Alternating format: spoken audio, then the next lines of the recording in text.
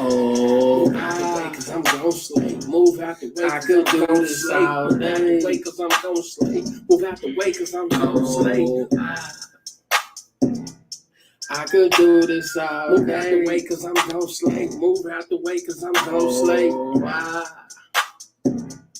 I could do this all day. Move out the way, cause I'm gon' slay. Move out the way, cause I'm gon' slay. Chef up in the kitchen, flip this beat just like a pancake. You might just got that Rona, so it's no thanks to your handshake. You boys a joke, like the Aints and the Panthers, or maybe Falcons, cause y'all ain't got no answers. Hit a talk down, that's non-stick. Make you walk the plank with an ankle brick. It's lights out, baby, you done burnt your wit. Need a pill in the nurse the way my flow so sick. Falling on you boys like time terrific. Express all day, my team's so prolific. And there's plenty of room on the bandwagon. It's been 18 years, y'all done broke the dragon.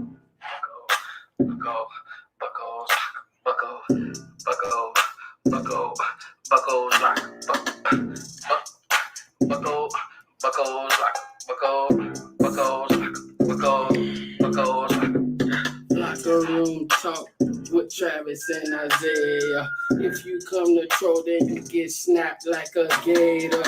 Shout out Pirates, shooters and them bandits. Then we come with facts and them haters can't stand it. Locker room talk with Travis and Isaiah. If you come to troll, then you get snapped like a gator. Shout out Pirates, shooters and them bandits. Then we come with facts and them haters can't stand it. Locker room talk with Travis and Isaiah. What's going on, everybody? This your boy Isaiah coming to you again. It's Bucos Locker. Welcome. Another episode of Locker Room Talk. We're about to have a little fun today. In a series of videos this week about the Bucs and the Tampa Bay Bucs and the New Orleans Saints. I told y'all I'm going to be doing multiple videos about the game, and here we are. Shouts out to all the Pirates and Sea Bandits. Keep supporting the channel. The donation links are in the description box. Keep supporting the channels across social media and Facebook. It keeps supporting the team. We have a big game coming up this Sunday, and I told you I'm going to be doing videos pretty much every day leading up to the game. I'm going to do a video in Champion Square outside the New Orleans Stadium, New Orleans Saints Stadium, probably tomorrow or Friday, depending on maybe I don't know. We'll see. Maybe Saturday. I don't know. We'll see how the weather is. The weather's been good though. So let me give some shout outs in the chat room. We got a lot of people coming in. UCLA Carter, Carlos Smith, Young Deezy, baby. Jonathan Brutus.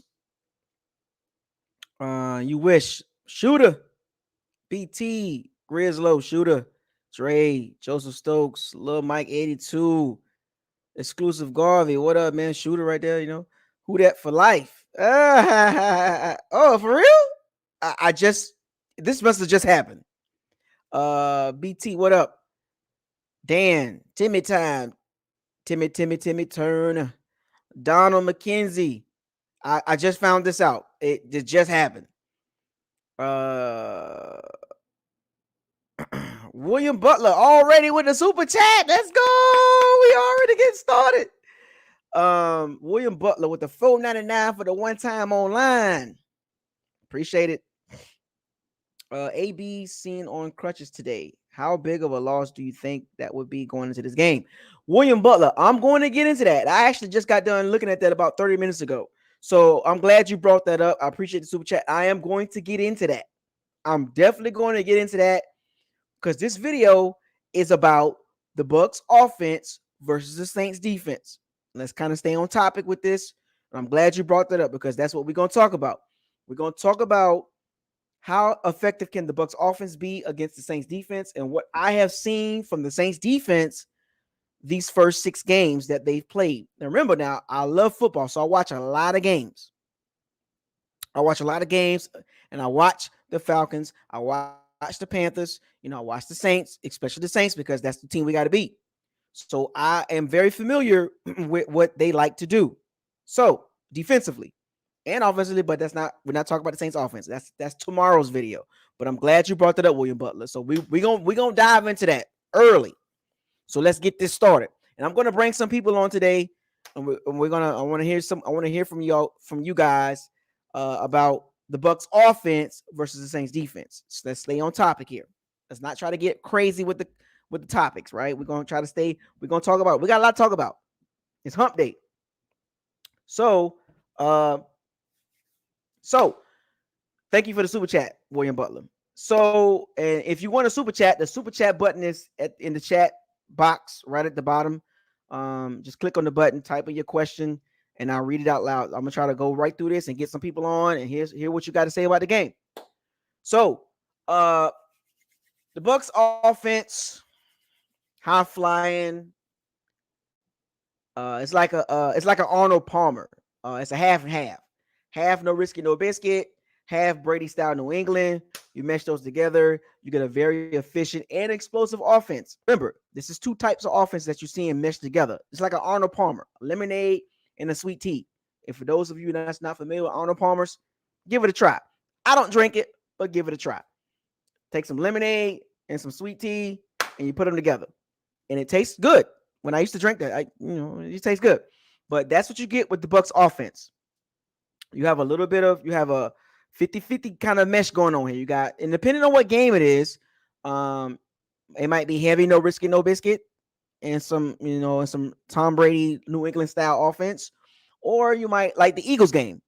You got the Tom Brady slice and dice, death by 1,000 cuts, dink and dunk, right on down the field. Not a lot of yards, or a little under 300 yards, but he was efficient distributing the ball down the field. Long drives. And then you might have the Cowboys game when it's bombs away, no risky, no biscuit, and a little bit of New England. So the Bucs offense coming into this game is hitting on pretty much all the cylinders. No real injuries, but we do have a significant injury, and we're going to jump right into this, folks. Going against a Saints defense that's kind of clicking now. And I watched them from the first game up until the recent game against the Seattle Seahawks. Both units are the strength of the team, right? And it's interesting how it's the opposite for each team. The Bucs' strength is the offense. The offense is explosive, right? And the Saints' strength, they built around their defense. The offense complements the defense, right? Ball control, run the ball, some short throws, and a deep shot. The Bucs' offense is, let's get these points on the board and let's get you up out of here early. The contrast of styles of how these teams are coached and how they win in games are so different, right? The Bucs win games with the offense leading the way, right? In the defense, they make time to stop. So we're going to talk about defense in another game, the Bucs defense, another video.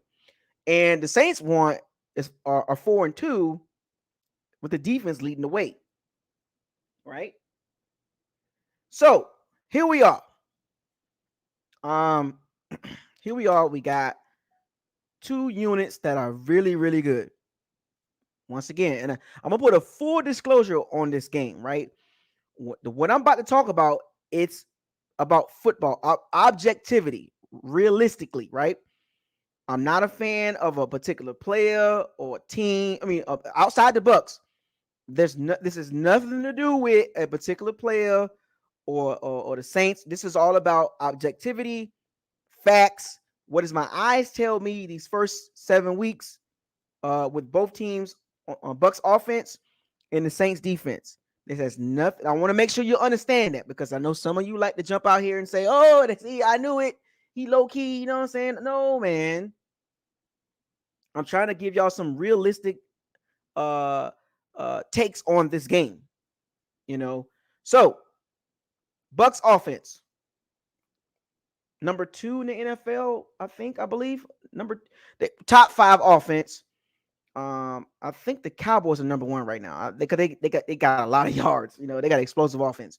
But the Bucs offense is the top 5 offense.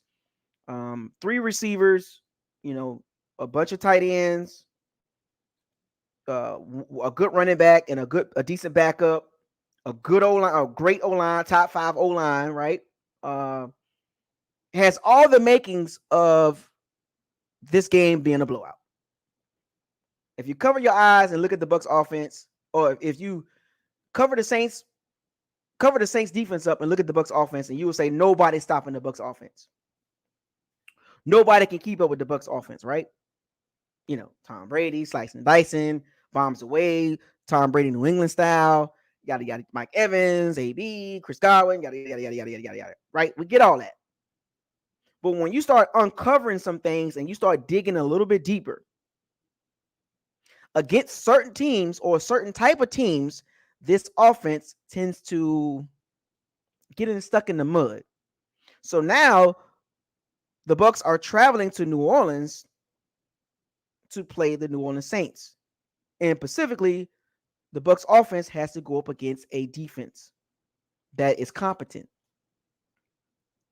And we've seen the Bucs against a competent defense early this season, the Rams, that can match up well. And I'm going to stop saying for some strange reason the Bucs don't do well against competent defenses that can match up well. It's just that how these teams are built. The Saints defense matches up with the Bucs offense. It's one of few teams in the NFL. I'm going to keep saying this throughout this video. I'm giving y'all realistic objectivity conversation about the Bucs versus Saints, right? Bucs offense versus Saints defense. This has nothing to do with favoritism. I want to make sure y'all understand that. We're talking football. We're removing the fanboy hat, right? I'm removing my fanboy hat and I'm putting on the football hat.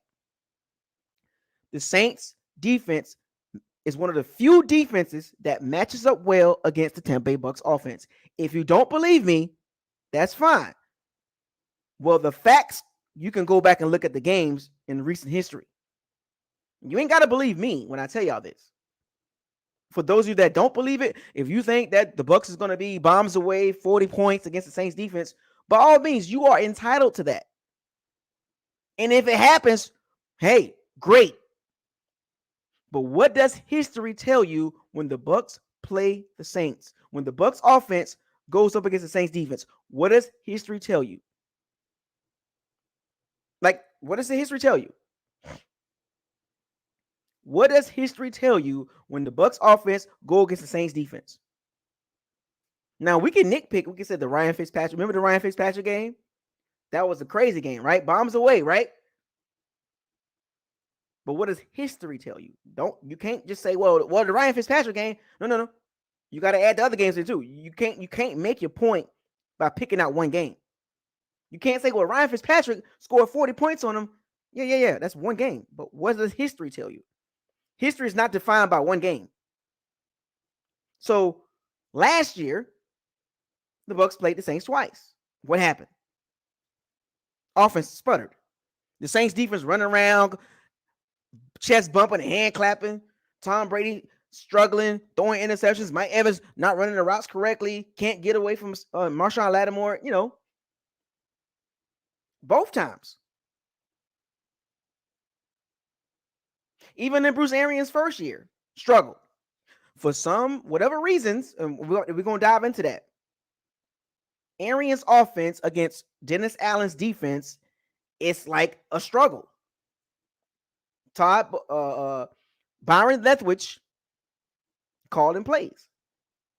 So on the field, there's a lot of matchups, a lot of intriguing matchups, and we're going to dive into that. Bucs offense matchups against the Saints defense matchups. Okay. Tom Brady, let's start right there. Let's start at the top. Let's start at the head of the snake. Tom Brady, quarterback. Accurate, precise, smart,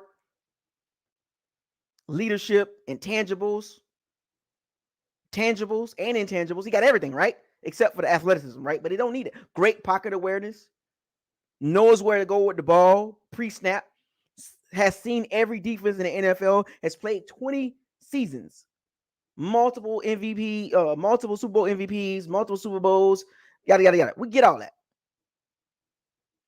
But how does that play into the game against the Saints? Because the Saints have given Tom Brady problems.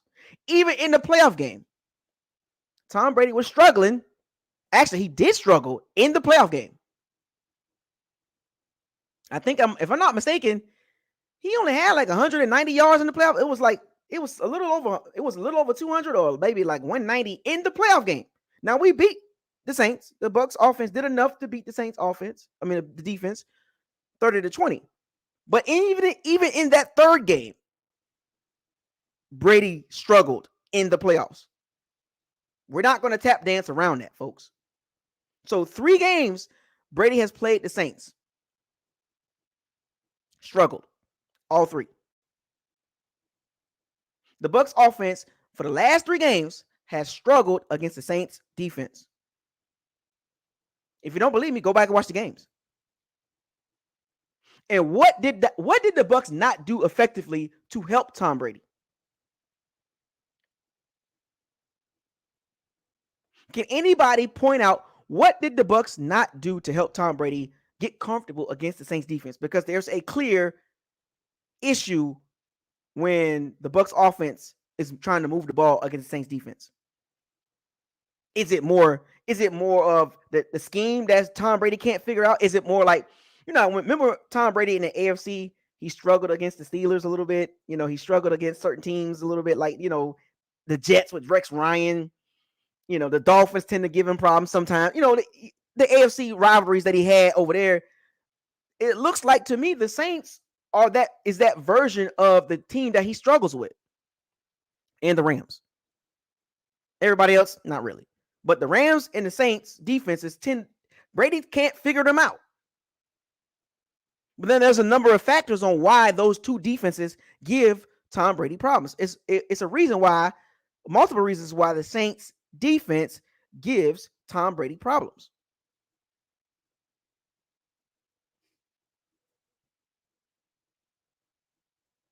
We're just talking football, folks. There's nothing wrong with me saying this, but he struggles.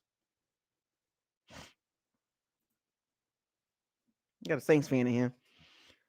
Shouts out to the Saints fan up in here trying to represent his team. We don't want to hear that. Don't worry about all that. We don't care. But we're just talking football though. It's all love. But what the Bucs need to do offensively against this talented defense. Patience. You got to try to run the ball. You just got to. Because if you go back and look at those games, the last 3 games, what did the Bucs didn't do effectively? Run the ball. They didn't run the ball effectively in all 3 games, which affected the passing game. Because when you don't have no threat to run the ball, the Saints are going to sit back and just cover your guys.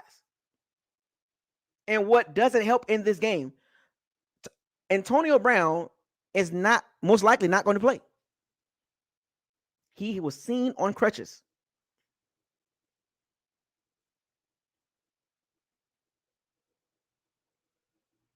Antonio Brown was on crutches today. So he has a high ankle sprain or an ankle sprain by his heel. It's worse than I thought it was. Wow. He probably should have went on IR, but luckily we got a bye after this game. So they're going to last week game, this past Sunday game, and this game, and then the bye week. That's 3 weeks. So it's not 3 games. It's really 2 games he's going to miss. Even then, he said he might not even be back on week 10. That's a big blow. We was able to get away with it against the Bears and Justin Fields, we was able to get away with it because the Bears couldn't score. But this is one of those games you kind of want to have every weapon available. And it's unfortunate, but granted, we have some depth. That means the tight ends will be used more. Tyler Johnson, step up. Remember now, Tyler Johnson made a catch. Tyler Johnson can catch the ball, so he's going to be utilized a little bit more. We're going to, Gronkowski's back, which is great. Gronkowski's back. 4 weeks, ribs good, but you kind of know this was happening. You kind of knew that he was coming back for this game. He circled this game. I guarantee you, he was not going to play against the Dolphins, the Eagles, and the Bears. Nah, they didn't need him for that, but they definitely need him for this game. They're gonna need every weapon. And Antonio Brown was that one receiver he's our most explosive receiver.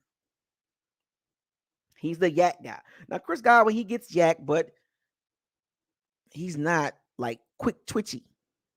He's not explosive as Antonio Brown. Antonio Brown was that, if you look at a car engine, right? Antonio Brown is like that throttle body. He's that throttle body, that performance throttle body. That you take the original one out and you put a performance throttle body on it to give it some more HP. Antonio Brown gave the offense some speed, some HP, if that makes sense.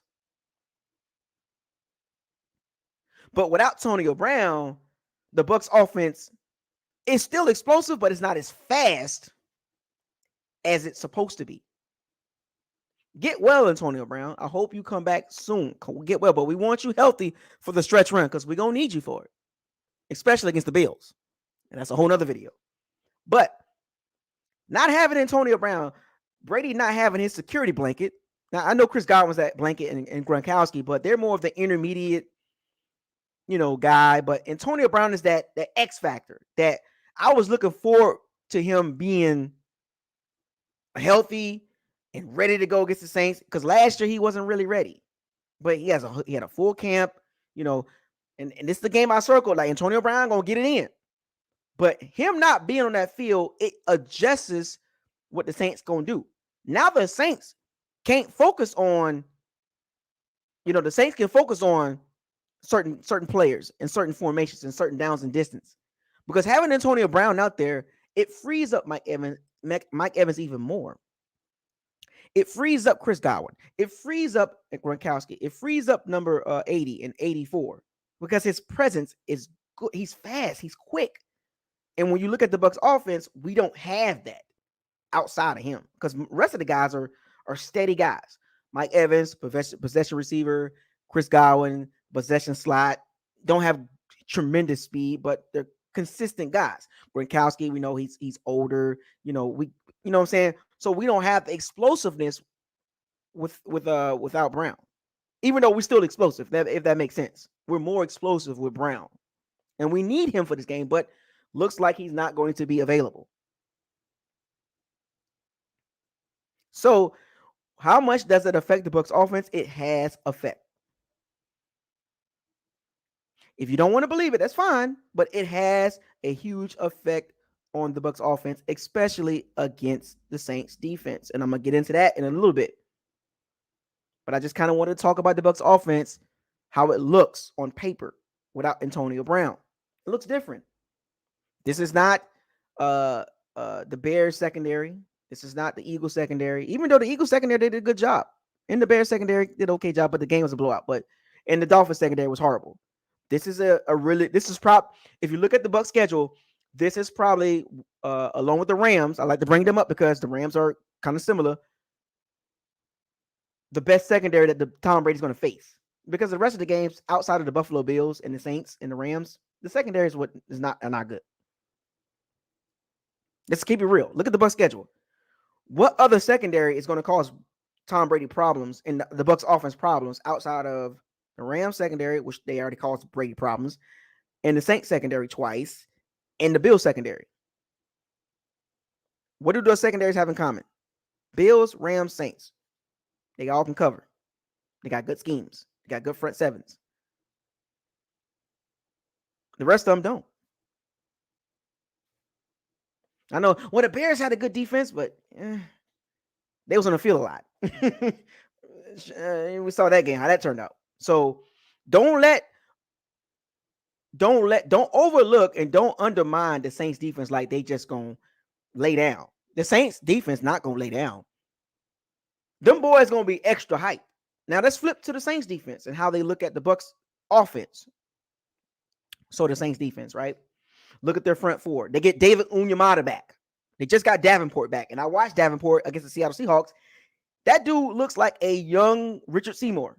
Big, strong, aggressive, powerful, and got a little speed on him. Brady's going to have to move in the pocket a little bit. He's going to have to move. And these are big D linemen. These are not short D linemen. These are not, short D linemen. These are big guys. These are 6'4", 6'5" on the outside. Peyton Turner, Cam Jordan, Davenport, number 90. I can't pronounce his name, but these are big guys. These are not little guys that the Saints are trotting out there. They're kind of built like the Bucs. They're just big guys. And it's hard to run on them. And they got healthy on the D-line.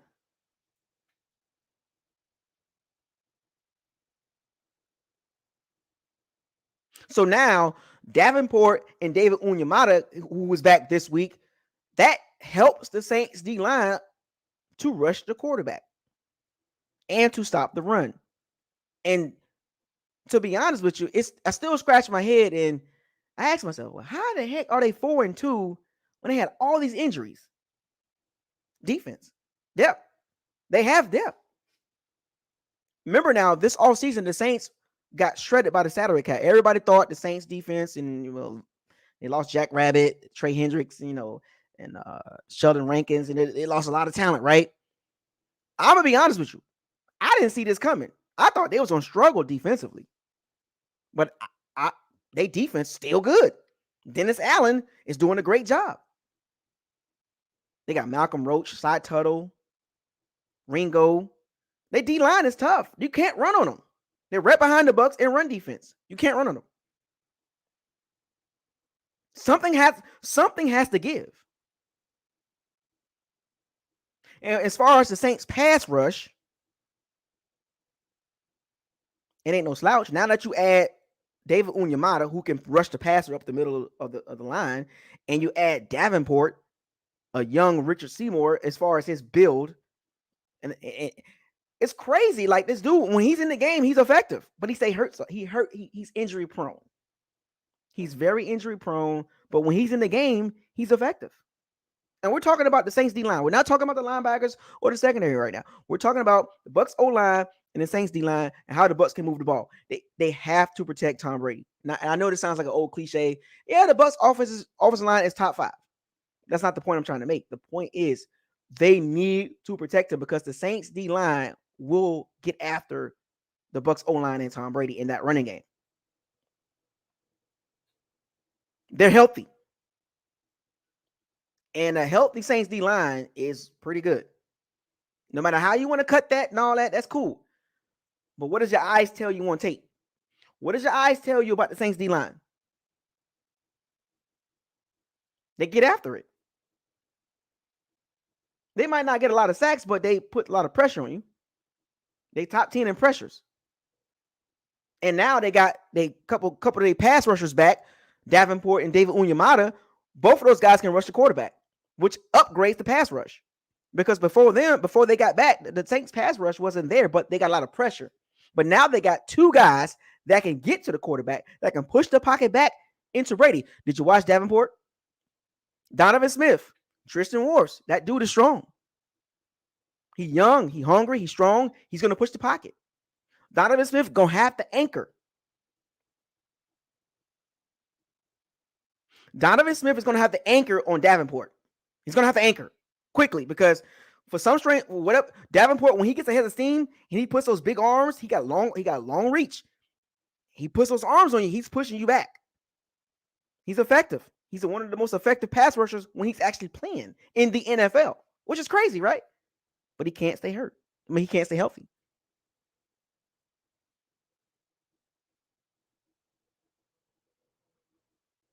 On the other side, you got Cam Jordan. Had his first sack. He hasn't looked good rushing the passer. He gets pressure, but he doesn't get sacks. Like the Shaq Barrett syndrome. Remember Shaq Barrett had that syndrome? He gets a lot of pressures, but he's not getting sacks. Cam Jordan is 32 now? He's older now. The Saints drafted Peyton Turner. Tristan Wirfs is not going to have a problem with Cam Jordan. The problem lies is how the Saints scheme their blitzing and how they pressure Tom Brady up the middle. I don't know if Peyton Turner is going to play, but you get where I'm going with this. We've saw this for 3 consecutive games. Brady and that offense, the Bucs offense, trying to move the ball against the Saints D-line. It's just a struggle. And then the Saints linebackers, which is actually a strength, Demario Davis, top 3 linebacker right now. Top 3 linebacker. He's playing better than Levante. He's playing better than Devin White by a long shot. You can't honestly sit here and tell me that Devin White is better than Demario Davis. Like right now, this season, I don't care about this season, Demario Davis is playing some of the best ball at linebacker in NFL. Remember, folks, we're talking about football. This is not trying to be, oh, look at him. He's trying to get the Saints props. No, it's what does your eyes tell you? Don't get mad at me, but what does your eyes tell you? I don't like the Saints. I don't want them. No, I don't like them, but I'm giving you realistic. What does my eyes tell me? The dude playing lights out. And he's not a young linebacker either. He's an older linebacker. Pete Warner, pretty good for a rookie, which Brady can exploit that with the tight ends in the middle of the field with Chris Godwin. Pete Warner. Remember that matchup, folks. Whoever Pete Warner is guarding, Brady needs to attack that. Chris Godwin, Gronkowski, Brate, number 80, Fournette, Pete Warner. He's a rookie, playing pretty decent, but he needs to attack him in the middle of the field. Remember, Brady, a lot of balls that he throws is in the middle of the field. Hashes. In between the hashes, Brady eats you alive. And Pete Warner, they need to go after him. They need to attack him because he's not great in coverage. He's okay, but he's not great. He can be attacked. Stay away from Demario Davis. That dude is on a whole nother level. Okay? Leonard Fournette, Chris Godwin, the tight ends. Go at Pete Warner.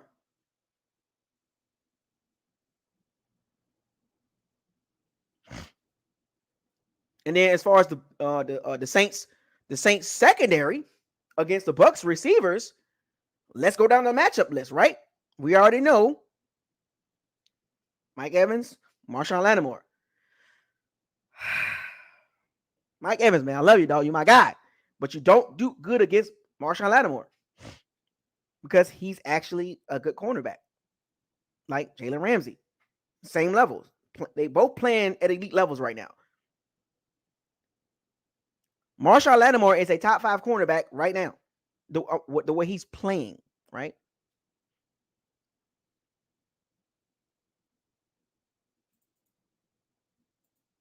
The way he's playing right now is top 5 cornerback.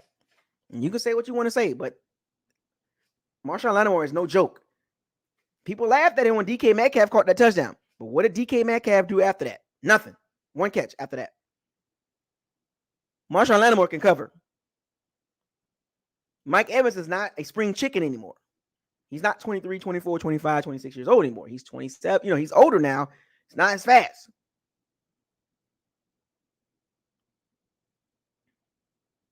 Intriguing matchup.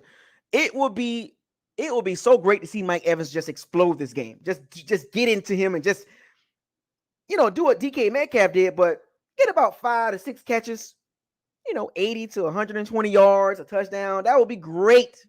A great stat line for Mike Evans against Marshawn Lattimore. Because Marshawn Lattimore has been winning that battle for years.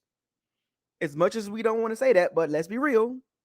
He's been winning that matchup for years.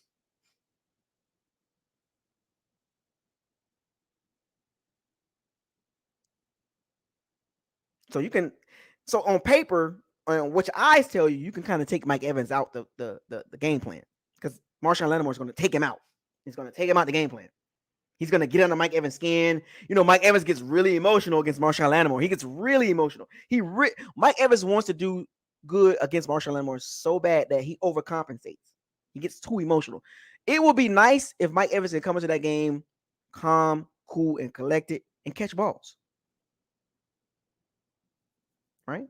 Now, on the other side, Paulson Abadibo, rookie cornerback, 3rd round pick from the Stanford Cardinals.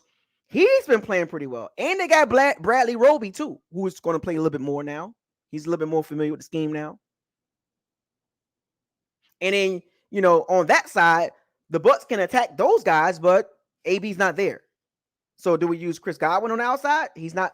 That's not his strength. Chris Godwin is a slot guy. Well, you put him in the slot, they got CD Deuce or Charlie Gardner Johnson, or they call him said Deuce, CD Deuce. That dude can cover. I'm a Gator fan. I remember him at Florida. He's rough. He's quick. He's strong. He's aggressive. He's in your grill. He talk a lot of noise. Remember that? That dude can cover. And I'm a Gator fan.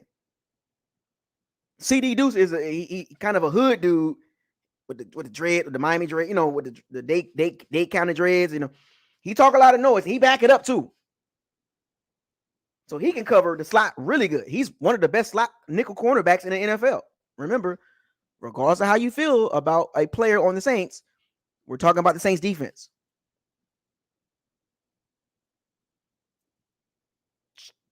CD Deuce, number 22, can cover the slot nickel really well. And that's what Godwin eats at. And they like to blitz him too. Dennis Allen likes to blitz him. And Brady will see that. But we're just that's just the cornerbacks in the nickel. They got PJ Williams. He's decent. And then in the safety area, they got Malcolm Jenkins, old trusted wily veteran, and then they got Marcus Williams. And they playing very well back there. They're solid. They're not like crazy good, like like a Derwin James or a Mika Fitzpatrick or Jesse Bates, like type thing, but they still pretty good. Marcus Williams is rated at a top 10 safety. Malcolm Jenkins is doing pretty decent. So in a whole, the Saints secondary matches up very well. And as you can see, I ran down the list. The safeties versus the Bucs tight ends. Gronkowski, back from injury. Is he going to have his football legs under him? How many snaps can Gronkowski going to play? How many snaps can he play?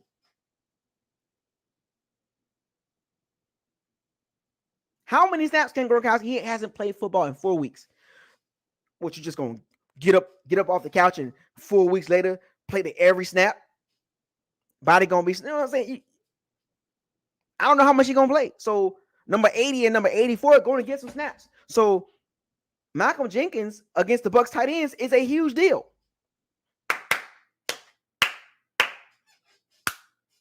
Need that. Brady going to need those tight ends to step up. Because throwing the ball on the outside,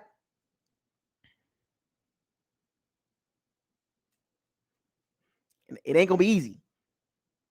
Because I just gave y'all the reasons why. So Brady's going to need the middle of the field. Godwin and those tight ends are going to be huge against the Saints slot guy, Johnson, and Michael Jenkins and Pete Warner and Demario Davis. That's where Brady's going to have to attack at.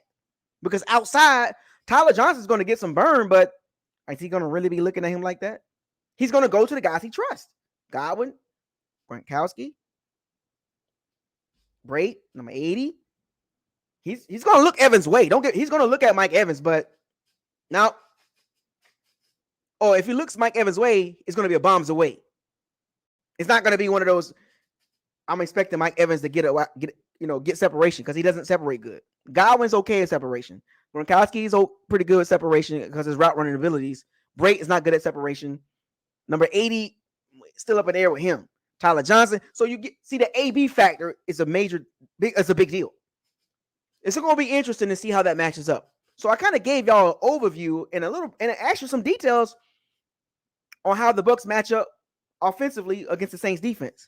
Now, enough of me talking because it's intriguing matchups across the board.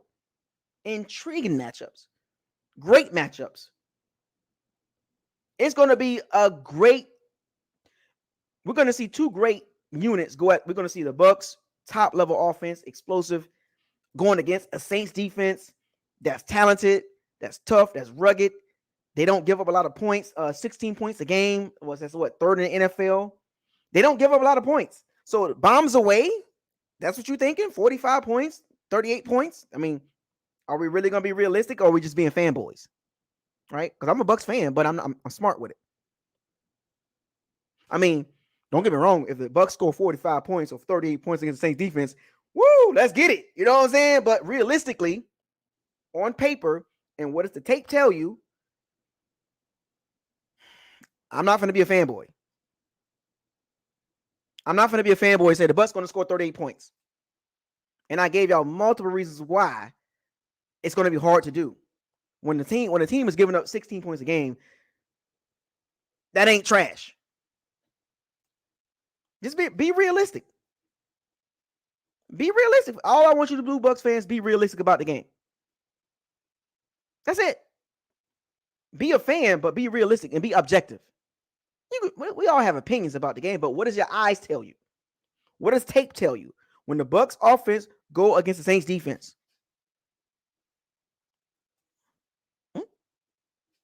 Now, so let's bring some people on because I want to hear from you guys on what you think about this matchup. Remember, Bucs offense versus the Saints defense. Let's talk. I'm gonna bring you guys on. Let me get this link here. What you guys thinking? Y'all know the rules now. Y'all know the rules coming into the locker room. Take your pads off. You know what I'm saying? Say what you got to say. Or did you take a shower first? And you're going to do a little interview. However you want to do this. But y'all know the rules. Coming into the locker room. And Saints fans, you're more than welcome to come on and talk your sugar honey iced tea. All due respect. No disrespect. You keep it respectful. Do what you do. But don't get disrespectful. Because if you get disrespectful, I'm gonna get in my bag. I'm gonna get in my bag and I'm gonna get you because I can get you. I can get you real good. So don't come on here trying to be disrespectful. If any Saints fans in the chat room and watching whatever, be respectful. But if you get disrespectful, I'm gonna clap you in the coma. But the link is in the description box. So if you got anything to say about the Bucs offense versus the Saints defense and the advantages and the disadvantages and whatever the Bucs have over the Saints defense or whatever the advantages the Saints defense have over the Bucs. And y'all know the rules. You come into the locker room, don't take forever. Get to the point. Have some dialogue. Let's get to it. Clap you in the coma. All right, we got somebody already coming in already. Let's get it. One of the OGs, man. Big Buck. Hello? What's going on, man? What's happening, man? Hey, man. Word on the street. What it do? Man, so Bucs offense versus the New Orleans defense, I think it's going to be a very intriguing matchup. Like you discussed, the secondary matches up well with our skilled players. The front seven is playing pretty solid because I've been following the Saints as well since this season as well. So I honestly think you left out one key component, the turnover margin. That'll be intriguing to see if the Saints defense can create a turnover against the Bucs offense, whether it be a fumble, a strip sack, or dare I say an interception. And like you said, the Saints have had the Bucs number for a good while, going back as far as I can remember. And everybody, you mentioned the Fitzpatrick game. Didn't the defense get a score that game? So technically, the offense didn't go in there and put up 40. So I think as far as this game going, you're going to really miss AB with that defense because I think he can exploit a lot of matchups. And with AB gone, you're really going to rely more on Chris Godwin. You're going to look anywhere for his matchup in the slot possibly, or if you see him with a safety over the top of him, like look for him to run like maybe a flag route, a deep 13 route, settle in the zone if he sees it's a zone. My biggest concern is can they get pressure up the middle and not allow Brady to step up in the pocket? I think if they do that, that will be intriguing. And if they control the line of scrimmage, because you notice we've been kind of running the ball pretty good the last few weeks, picking up. Now, if the running game doesn't get going, I'm going to be very concerned because I don't want Brady throwing the ball over 35 to 30 times. That's just me personally. I don't think he has to do that with the weapons we have, but it's going to bring up a concern with him throwing over 30. Now, as far as their defense is concerned, you made a comparison with Devin White and what's his name, Demario Davis. I think that is a spot on comparison. The only difference is Demario Davis doesn't have nearly 700 pounds standing in front of him. He doesn't have Sue and Villa in front of him. That makes it, people don't understand. You got two big D tackles. That makes a hell of a difference as a middle linebacker. You are free to roam. Nobody's gonna touch you on the second level. So that makes a big difference. So, and that's no shot at Devin White neither. I'm not taking away any of his abilities, but but lastly, it would not shock me if Gronk practices this week but don't play, because I know you want him for this game, but you got to bye next week. And I see Levante's practicing, and a lot of the guys that have been hurt, they're practicing this week. But I'm like, why risk it again, get an extra week of recovery, and just come back after the bye week? I think that's what I would do, but try to get them in shape. So, I mean, remember, this is a marathon, not a sprint. So as far as the matchup concerned, I think this is going to be a big test for our offense. I mean, we're on high cylinders, but anything can happen Sunday. I mean, it's going to be a loud crowd in the Superdome. So, and then, like I said, most people, I'm a defensive guy. I like to watch those defensive struggle games. That's my type of game I like to watch. But I doubt that I'm thinking more of a, they're going to put up points. I just really believe that. As far as Evans, let's just be real. Lattimore's had his number. And like you said, Brady's only going to throw the ball to go deep to try to create a penalty or get free yardage, or he think he can beat him one-on-one. And why does everybody keep saying DK Metcalf bullied Marshawn Lattimore on that touchdown pass? If you watch the replay, you can make the argument he pushed off because his arm was fully extended, or he literally tripped and fell. Because if he don't fall, he either's going to catch, he either can bat that ball down or he picks it off. Let's be real. Like I said, I watched that play when it happened. I say, wow, he pushed off or he tripped and fell. Right. He tripped and failed. To me, he tripped and failed. Like he tripped and failed. Like if he didn't fall, his arm was fully extended. That's why I made the argument that could have been push off. But like I said, look what happened after that one play. He didn't get a ball thrown his way again until the fourth quarter. What, 4 minutes to go? You finished the game with 2 catches for 96 yards. Oh, okay. A busted coverage, and you actually get a 12-yard game. Come on, man. Come on. That's top 5 QB right there. So, like I said, I'm interested to see how they match up, and we'll just see what happens Sunday, man. Oh yeah, I can't wait, man. Big Bucks, man. I'm excited. I'm doing videos every day this week, so I'm like, this is one of the games I circled. I circled this game because it's ironically you picked this week to do videos multiple times this week. It's kind of funny. I'm gonna leave my comments to myself because I know somebody gonna try to bait you to say something about a particular player, but I'm saving that to when we talk about that. I'm saving that. We're gonna get to that tomorrow. Tomorrow we'll get to it. But like I said, I'm a football fan. I watch it to a T, look at everything. And like I said, this is a big test. And I think, it's a defense that can match up with our offense. But right now, that AB being out is going to be a big factor. That is just like with AB there. I'm just like, he going to exploit any matchups because I've been saying it since they signed him last year. I'm like, AB is your number one, regardless of what Mike Evans and Chris Godwin do. AB is better than both of them at 33. Yeah. Yes, I said it, at 33. He's good, man. He's good. He's raw. He's good. As we call it in Florida, man, he raw. He raw. Oh, that dude, he that dude. Real talk, man. He that dude. And then, like you said, I'm gonna let you go, but Mike Evans, don't be in your feelings. And I don't want to offend nobody by saying this, but if he be all in his feelings, that's just because he light-skinned. I'm just saying, man. I don't need no disrespect if anybody out there light-skinned, but I'm just saying. Hey, I got you, man. I got you. Hey, Big Bucks. I appreciate you coming on, man. Great insight, doubt, man. I'm glad you brought up some things that I didn't mention, but that's what we do. That's what we do in the locker room. That's what we do in the locker room. Appreciate you coming out, man. Appreciate you joining the live stream. Oh, appreciate it, man. Y'all take it easy. Salute to you, man.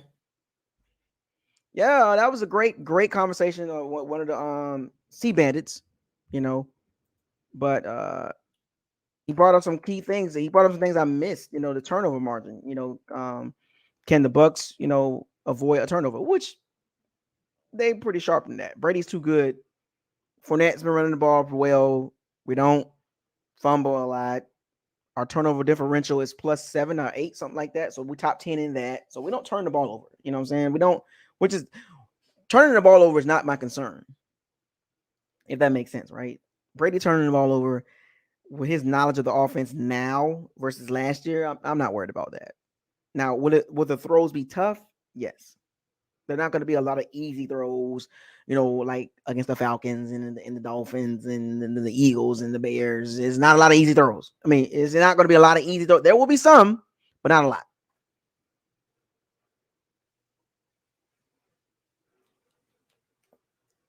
So, who else we got to come on? Who else coming into the locker room, man? Let me get one of them Saints fans. I see y'all in there. I want one of them Saints fans. Go get TJ Jones, State of the Saint podcast, Mike the Teal. Go get one of them. Go get one of those guys to come over here and holler at me. You know what I'm saying? Or one of you Saints fans that's in here, trying to talk a little bit. Come on into the locker room. I just want to talk to you. I don't want to bother you. I'm gonna let you have this. I'm gonna let you talk. This is a fun week. I want one of them Saints fans to come in here. Let's talk your sugar honey iced tea. I'm going to defend my team, but don't be scared. I don't bite. I'm a cool guy. I see y'all Saints fans in there. I'm a cool guy. Trust me. I'm not argumentative. I'm not combative. I'm a logical guy. I don't do things with emotion. Don't be scared. Go get TJ Jones, State of the Saint podcast. I'm calling you out. Where you at? Where you at? I came on your podcast. You have yet to come over here. So go relay that message to State of the Saints podcast. Go relay that to him. Make sure he understands this week. Don't run. Don't run from Bucco's Locker because I came to your platform. You need to come over here. Or I'm going to send you a DM and I'm going to invite you on here at some point this week. But I'm going to need you to show up in the locker room. We got to have that talk. Don't run, TJ Jones. Don't run, Saints fans. Don't run, Saints platforms. Come over here. Let's have a real talk in the locker room. Ain't no cameras around. Look at New Orleans Saints fans in the chat room. They scared to come on here and talk. Well, you're talking a lot in the chat room, but you won't talk to me. You're talking a lot in the chat room, but you don't want to talk to me. Come on, talk to me. You in the chat room talking to everybody else, but you won't come on live. You can block your camera. Black your camera out. Black your camera out. Go, you ain't got to show your face. Don't be scared. Matter of fact, if you don't want to show your face, by all means, I understand. It ain't easy. Trust me. It ain't easy doing these videos. You know what I'm saying? Like, let's be real. I'm a shy guy, to be honest with you. Outside of this realm, I'm not a talkative guy. I'm actually shy. I'm a shy guy. I'm cool. I'm laid back. I'm nonchalant. Sometimes too nonchalant. Come on. I want one of them Saints fans. I want one of you Saints fans to get in here. Say they don't want to smoke. And they talk. I mean, they love to talk. New Orleans people love to talk. But they're not big on being on camera, as far as talking. Now, as far as like if you catch them dancing or something like that, they'll dance in front of a camera all day. But to try to get one of them people to come on, they be like, I ain't trying to talk. I live in New Orleans. Trust me. If I had some bounce music playing, they'll come on in. If I had some bounce music playing, they'll come. Diggy, diggy, diggy, diggy, diggy, diggy, diggy, diggy, diggy, diggy, pop, pop. They'll come on in. But on some regular cool stuff, they like, man, I ain't even on that. You heard? I ain't even on that. Of course, I don't know why they left I don't know why they left the chat room. I don't know why look. I'm giving you an opportunity. Matter of fact, you can come on and I won't say nothing. You can talk all the noise you want to the Bucs fans, to my Powers and Sea Bandits, and you can talk your noise and get off real quick.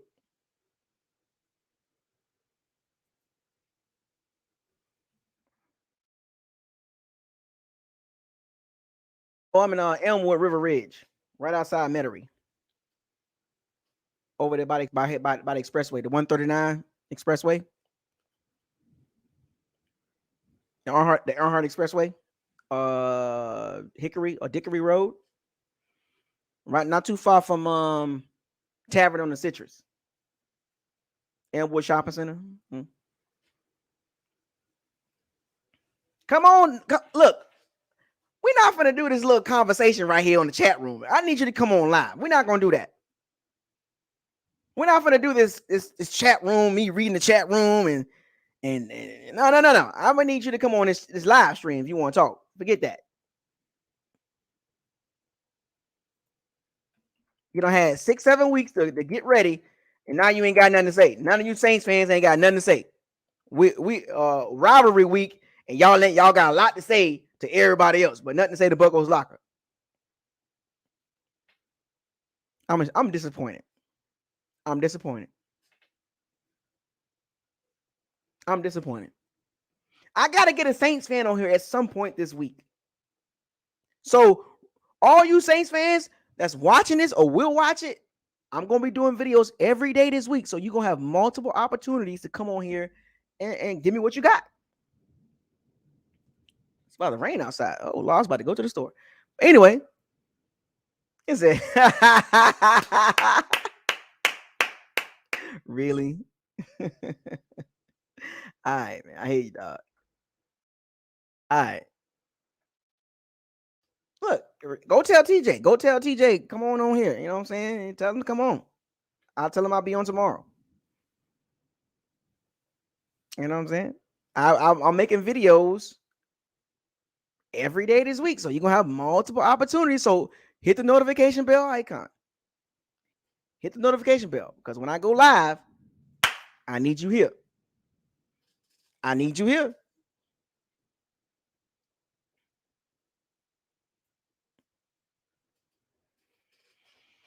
That'd be a good idea, right? Bucco's Locker and State of the Saints podcast. We gotta do something this week though. State of the Saints podcast, Bucco's Locker. We gotta do something. We gotta, you know what I'm saying? Like two real channels, two real fan channels. We don't do all the craziness. We don't argue. We logical. I'm gonna reach out to him. Get him to try to come on here. That's gonna be a great show. Oh yeah. State of the Saints podcast, Bucco's Locker, Saints Bucks week. Oh, that's the icing on the cake. That's a big show right there. I'm gonna reach out to him. And y'all Saints fans tell him that I said what's up. But I'm gonna reach out to him.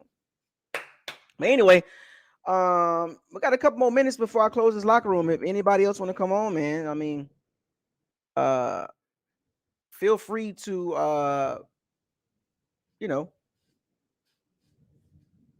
come on in, man, diggy. Wow. Saints, New Orleans is a different vibe here, man. It's not normal, man. It's not normal here, man. It's not, you can't, what you can find here, you can't find nowhere else in the world, for real. It's a fun city. We got somebody on her, the 1KR. This looks like somebody. What's going on? Who is? I've never seen you on here. Oh yeah, I'm new, man. I'm new. What's up? You talking about football, so I came running. So you a Bucks fan, Saints fan, or what's going on? To be honest, I'm a Steelers fan, man. Oh, okay. All right. What's on? Yeah, I live in Louisiana though. I'm from Louisiana. But, you from Louisiana? All right, got you. Yeah. I root for the Saints, every now and then. I'm not a true Saints fan, I like to see them win. I like to see people around me happy and stuff like that. But but I wanted to speak on the matchup coming Sunday and now here's the topic is the Bucs offense versus the Saints defense. Okay, Saints defense. I have to say, the Saints give the Bucs some matchup problems when it comes to the offense. Even with Brady. I mean that big game in the playoff last year.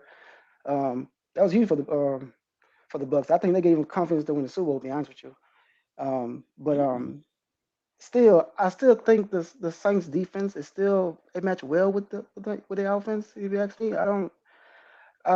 Do I see the Saints winning? I think it'll be a close game. I'll put it this way. I don't see the Bucs scoring 40. I don't see them scoring 30. I see them maybe 24, 20, 27. And I think the Saints defense could hold them up. Now everything else is the offense. I don't know about the Saints offense like that, but yeah, the That's another defense, video. the defense show I'm up, gonna man. I'm gonna do the Saints offense I versus have the to be here Bucks for that defense, one. and and that's gonna be tomorrow. I have to be here for that one. Cause Oh, yeah, that's gonna be I like fun. to hear that topics. Yeah, but yeah, That's gonna be fun. I Everybody would wait for give that one. yeah, I give the Saints defense a little advantage on that. It's Brady, so I think Brady could pull it off. I mean, that's a dog right there. Oh yeah, But that defense, man, it's something special. Like where I see him in Seattle, and that's a tough crowd to go to New York, to Seattle and beat that team with that defense with no offense. Man, that's a tough task, man. Even with Geno Smith, that was a tough yeah. task to Seattle do. hard, man. 12th man is hard. So It's hard to go there and win. um, yeah, it's hard to go out there, man. It's hard to go out west, man. That defense, I think Saints could stay in the game. I just think the Bucks are just gonna pull away. You know. Plus, the defense is like penalty prone. They do stupid things sometimes that cause Mm-hmm. um, the ball just keep moving for the other team offense. That's the only problem. They stay disciplined. It they could be a good like number top. I think top three defense in the league. If you ask me, Mm-hmm. I think they can. Well, the Saints defense is currently I'm ranked going. at eight. I think eight. I think I got Either disconnected. eight or nines. The Bucks, I think. the Saints defense, the Bucks and Saints defense is like right next to each other, and then like in the defensive rankings, Hello. like total yards. Hello, can you? Oh, so we lost him. I guess it was some connection issues, but what he was saying is, uh, so the Saints defense is a top 10 defense or top 12 or something like that as far as yards per game. The rush defense is top 5, and their pass defense yards per game is actually like I think 21 or 22, which is interesting, right? But they still like as far as you can throw it out the window because of how they match up with the Bucks. You get what I'm saying? So but I'm gonna talk about the Saints offense versus the Bucks defense in another video, and that video will be tomorrow. And I know everybody gonna show up for that one because of a particular player that a lot of Bucks fans don't like, right? So I know I'm probably gonna have like 100 people in that one, so that's gonna be a fun one. Oh, we got some more people coming in the locker room, man. What's the deal, man? Yo, what's Jake? up, man? Hey, I'm here, man. Word on the street. Yeah, I'm a Bucks fan. You already know, bro. Mm-hmm. Yeah, I was seeing the rankings on ESPN. We're about right there with the Saints in Mm-hmm. defense. Yep. I think the last couple games are rushing without Levante. You could see how it's different. But I seen they were limited practicing today. They ain't trying to push them, but we got this bye week after this game. Mm-hmm. But I think the Saints defense, I mean, without it's gonna be little. I like Tyler Johnson without AB in there. Tyler Johnson, he's proven to make some catches, but I want to see Mike, make a statement on Lattimore finally, man. We got the GOAT this time, man. I mean, I just feel like it's different. He puts that ball in a good spot, even if they're getting covered.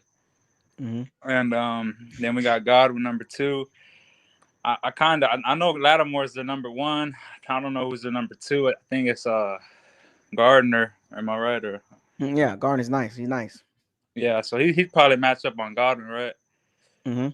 Yeah, and then they got that. I know I seen on Monday night when Peyton Manning and Eli were talking with Brady. He mentioned that rookie Adebo at a he was already putting. He was already saying he's studying them and all that. So maybe he throws at him a little bit, see what's going on. But Right. Yeah, I like our rushing, man. I like our run game. Obviously, it'll be nice to get that going, but yeah, I just feel pretty confident, man. I mean, it's gonna be tough going in their house. It'd be nice if it was in Tampa first, the first game, but Right. you know what I'm saying? We got to go out there. I feel like every time we go to them first. I don't It's know, tough, but man.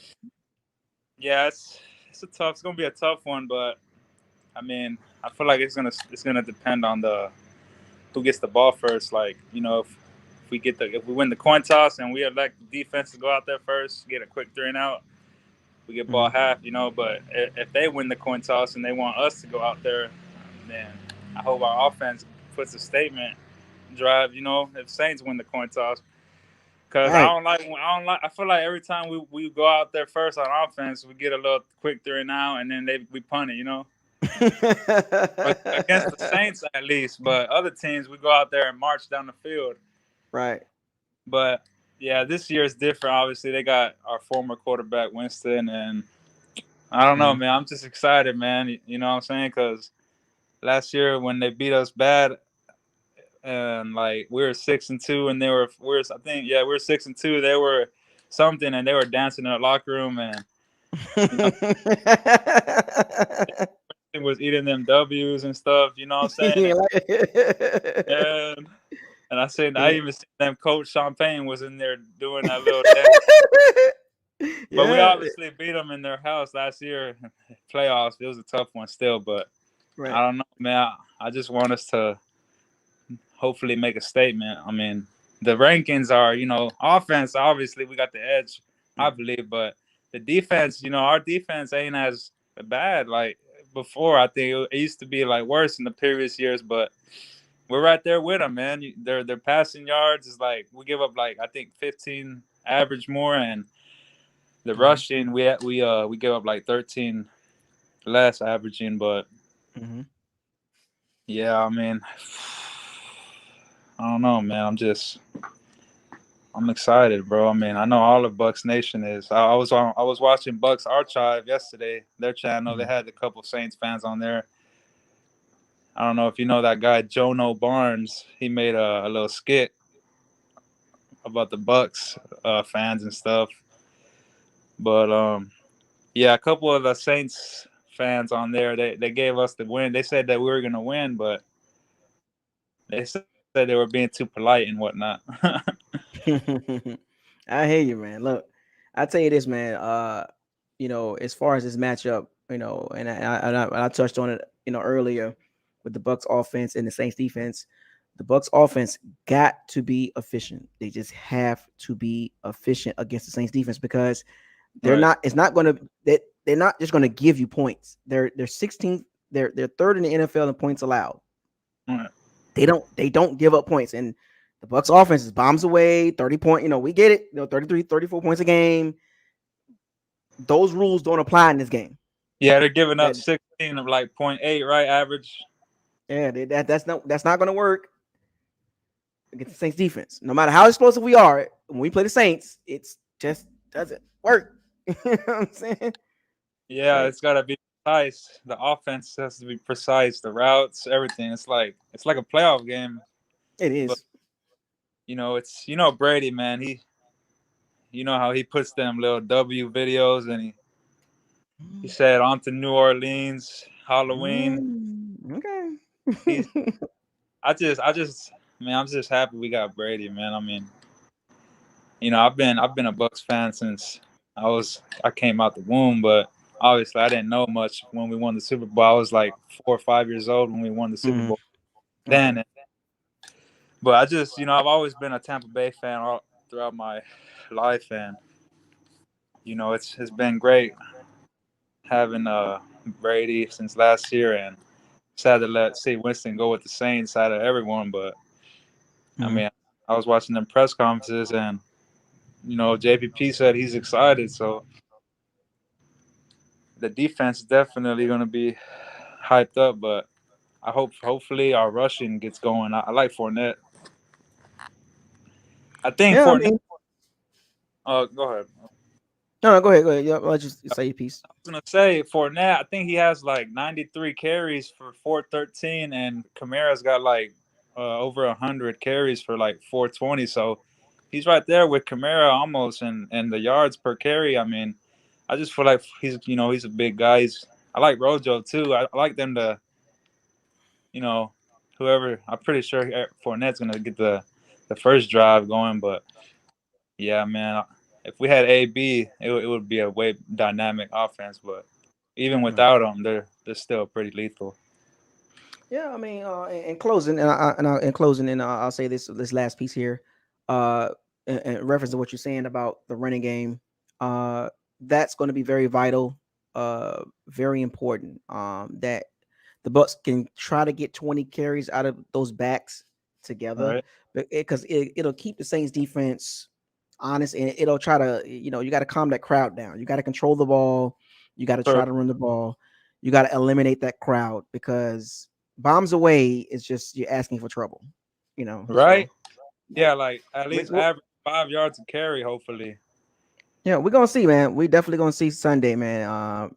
Prime time. Well, 425 game of the week. So we're gonna see, man. We definitely gonna see Jay. We definitely gonna see what's gonna happen with the Bucks offense going up against the Saints defense, man. But I Yeah. appreciate you coming. I appreciate you coming into the locker room. This is your first time in the locker room. I don't remember talking to you. Well, yeah, I've been in here like last year. It was Jason Guerra, Oh, but yeah, it was whenever it was you and the other guy. I forgot his name. Travis. Yeah, I think so. Yeah, we Yeah, was talking. I don't remember talking to you, but I appreciate you coming into the locker room and sharing your insight on this matchup between the Bucks offense and the Saints defense. It's very intriguing, one of the great matchups in the season. One of the great matchups, a strong defense against a really strong offense. So we're gonna see. Yeah, last thing, you seen them play on Monday night against Seattle. Obviously, their offense isn't as electric, but I don't know. That was a close game. Obviously, they were playing away too. Home crowd always gives you um, some help. So yeah, we'll see, man. Hope for the best. That's all you can do, right? For right now, until the game. Yeah. All right, Uh, buddy. I I'll be appreciate you on. coming into the locker room, man. All right, man. I'll check you out if you're on here tomorrow. I'll be here tomorrow. Trust me. All right, man. Respect. Go Appreciate Bucks. it. So shout out to Jay, man. I haven't seen him in a while. He said he was on here a while ago, but I haven't seen him in a while. But yeah, it's gonna be interesting, man. Fun, the Bucks running game very important. The Bucks gonna have to try. They're gonna have to run the ball. Whether we want to see, I know we want to see. I know we want to see bombs away. We want to see all the points, but you got to keep the Saints defense honest, right? You got to eliminate that crowd, because controlling the clock, running the ball, you keep that crowd quiet, because that crowd is a factor. As a Bucks fan, when I look at stadiums, when I look at fan bases, when I look at teams going into certain cities and playing in certain stadiums, the Saints, it's right up there at the top as far as places where you don't want the crowd to get involved. New Orleans, Ravens, Steelers, Eagles, Buffalo, New England. That's those going on the road into those games and going to that stadium and going to that fan base is tough. Seattle and the Saints is included in the group with those teams. Road games against those type of teams is tough. Kansas City, yep, Kansas City is another. Now, as far as the Bucks, we're not at that level yet. As far as savage fan base, really tough to play because we don't have the longevity of being a tough place to play in. All the teams I named have a longevity of going into those cities like the New Orleans, coming to New Orleans and playing the New Orleans Saints with that fan base, with that noise in the dome. It's an advantage. It's an extra player. Now, as far as the Bucs fan base and the stadium, we need to establish that multiple years to be put in that conversation because we don't have that type of home field advantage. If that makes sense. If you have the name places to go play and it's tough, we're not going to be the first team to mention. They're not going to say going to Tampa is going to be real tough. Y'all understand why, right? I gave y'all several teams. Like, damn, that fan base crazy. Going to Pittsburgh is tough. Going to New Orleans, man, going to Seattle is tough. You feel me? So, you got to shut the crowd down. You got to shut that crowd down because if you don't, oh my gosh, trying to communicate, timeout, can't hear, trying to call a play. I know they working on silent count. I know they working on the silent count. They got to be silent count. 1, 2, 3. Hike. Ali Marpet. You know what I'm saying? Got to do that because that they're gonna be loud. New Orleans is one of the savage fan bases, one of the hardest places to go win at. Trust me. You know what I'm saying? So a lot of discipline on that O-line. They're gonna have to be listening and watching the ball because loud fans, false starts is the main thing. Late on the snap, not blocking correctly, not getting your calls down, not identifying the mic. Brady's good at that, but you know what I'm saying? Like the communication is going to be huge. Communication is going to be huge between Tom Brady and that O-line. So I'm telling you, this ain't the type of game to be messing up at the O-line. That's very vital for the Bucs to have any success on offense. That O-line got to be in sync. No false starts, no holding, no personal fouls. Ryan Jensen, control yourself. Focus on the blocking. Leonard Fournette picking up those blitzes. Giovanni Bernard, an underrated weapon, going to be important in this game. Ronald Jones, he's going to contribute. But there's going to be somebody on offense that is going to kind of like surprise us. The Giovanni Bernard, maybe the Ronald Jones, great number 80, Tyler Johnson. We need a combination of two of those guys to kind of play above what they've been playing with the absence of the AB, because we're going to need those guys to step up a little bit more. So we need about two of those guys to play above and beyond what they've been playing.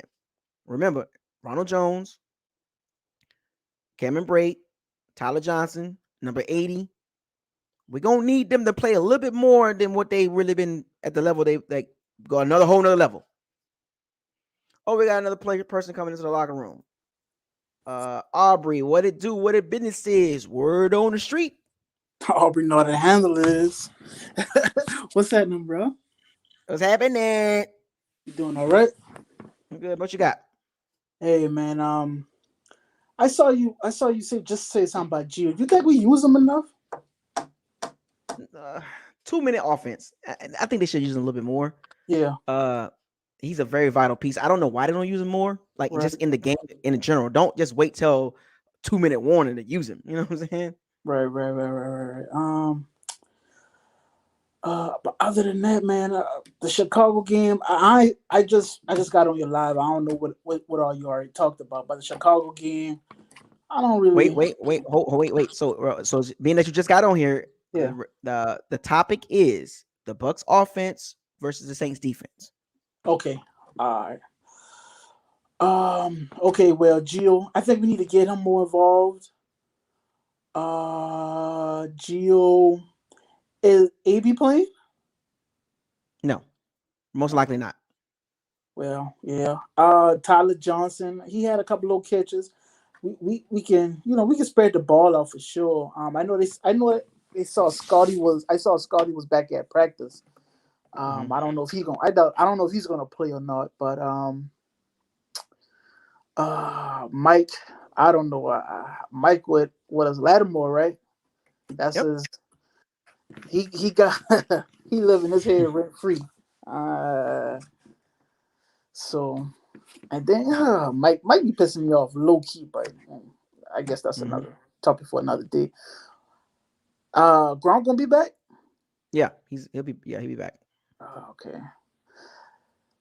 The only thing I don't really like, I mean, I like Gronk, but sometimes I feel like Brady kind of forced it to Gronk a little too much, and teams know that.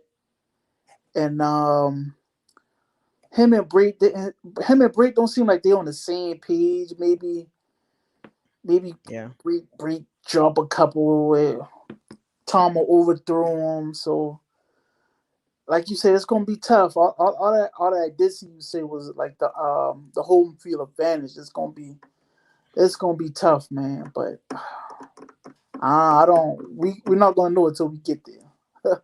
Right.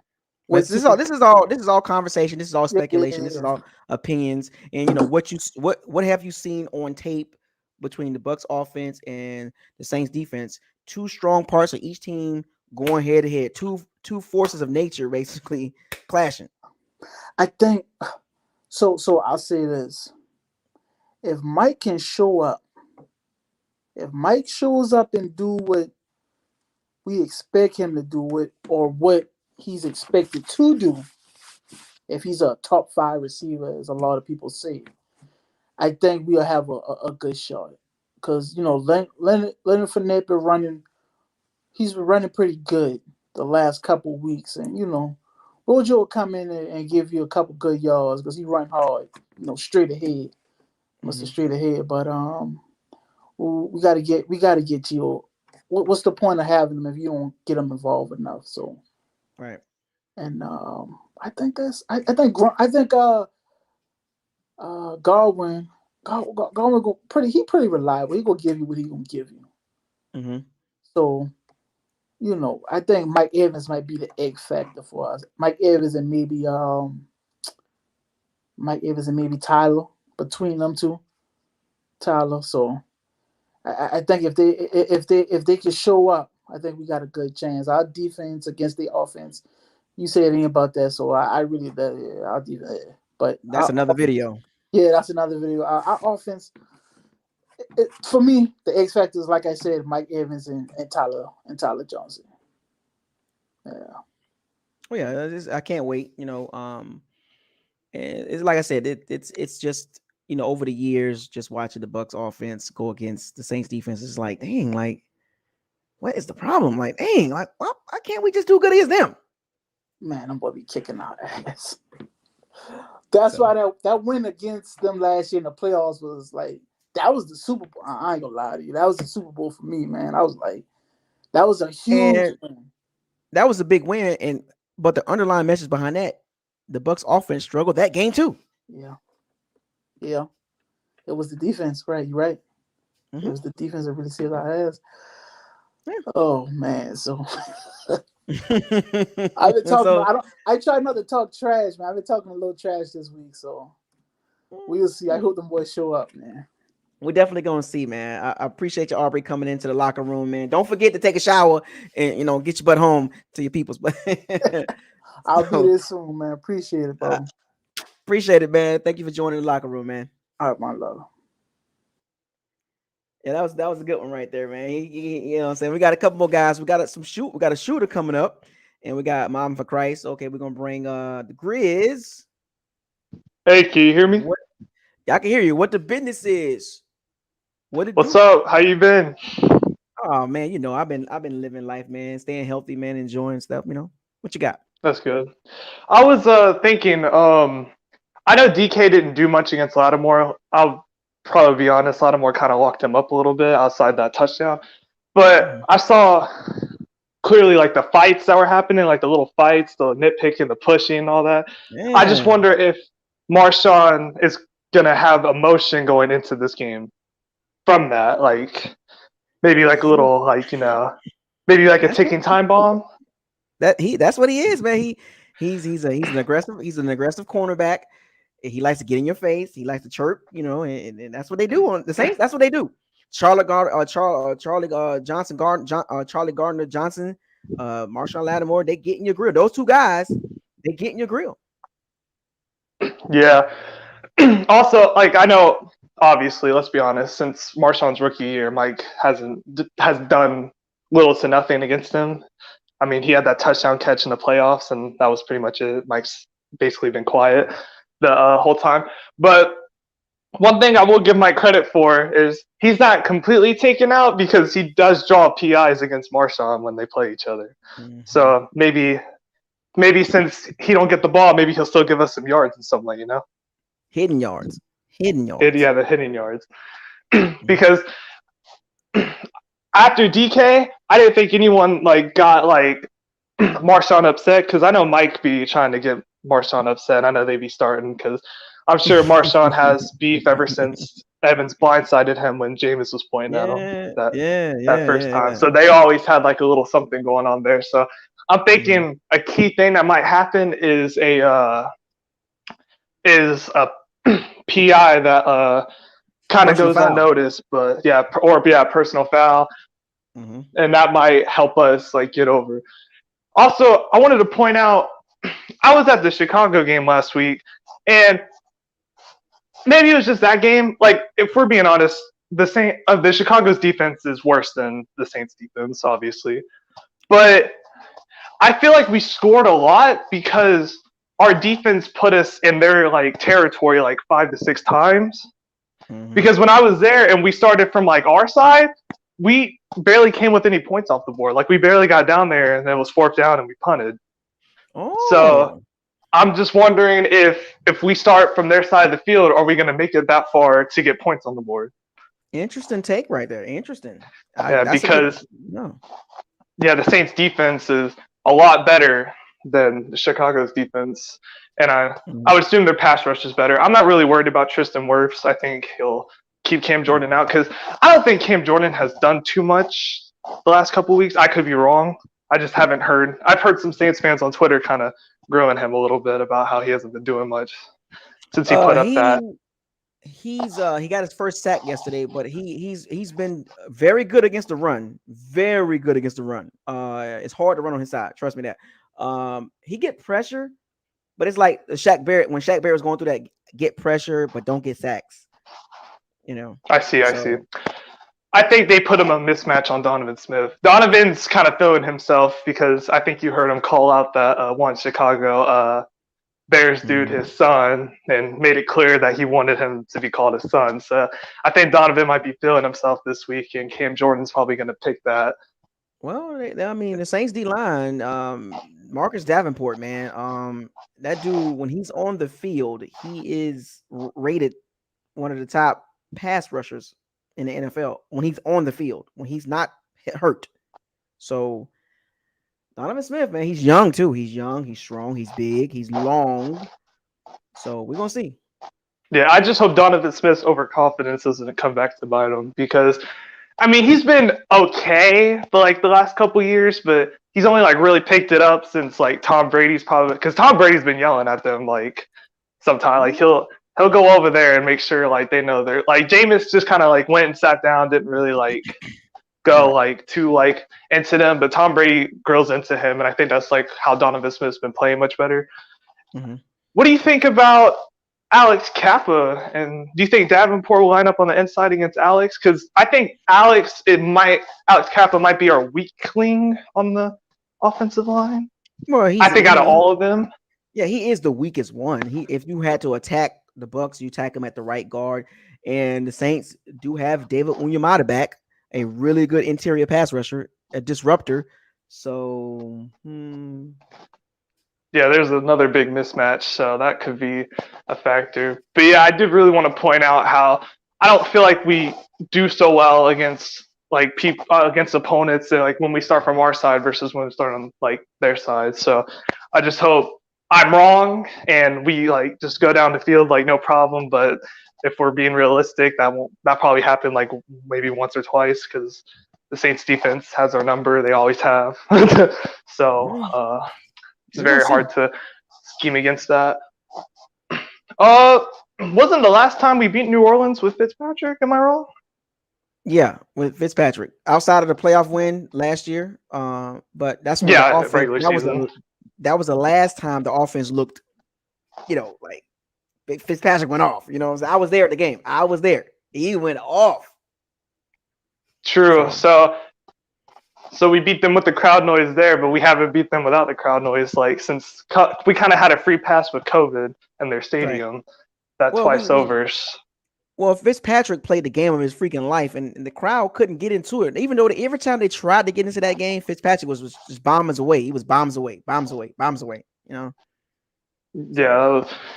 Yeah. Too bad. That was when all the wide receivers were popping off, and Evans was having. Evans had Marshawn's number, but of course he was a rookie, so can't have that. I did see like Evans kind of has gotten like a little bit better at separation. I saw like one cornerback there in the Chicago game. He this is a play he was open, but I think the pass went to Godwin. The cornerback tried to press him, and he just pushed him away, and then basically it was a deep ball from there. Tom would have looked his way.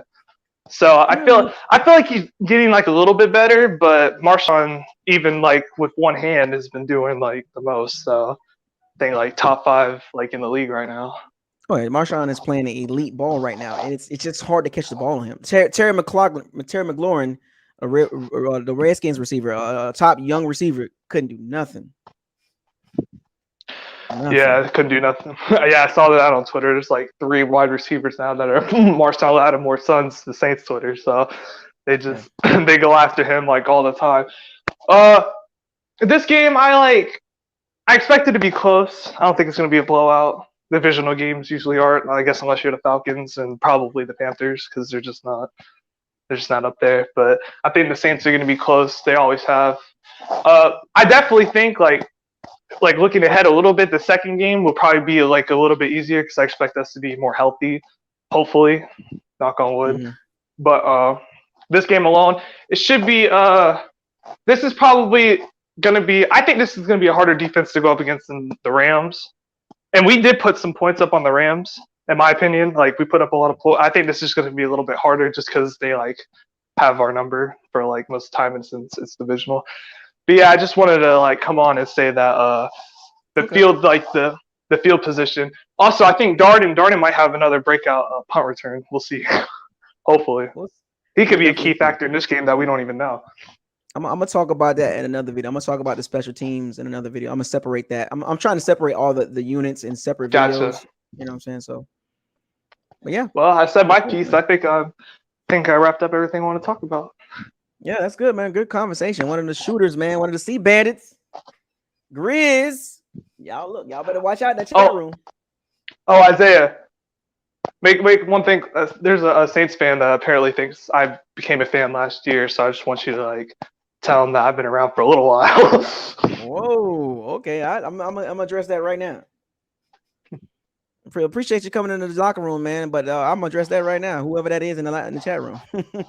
No problem, bro. Always good talking to you. I'll try to be on here tomorrow because I can't wait for that. That episode is gonna be.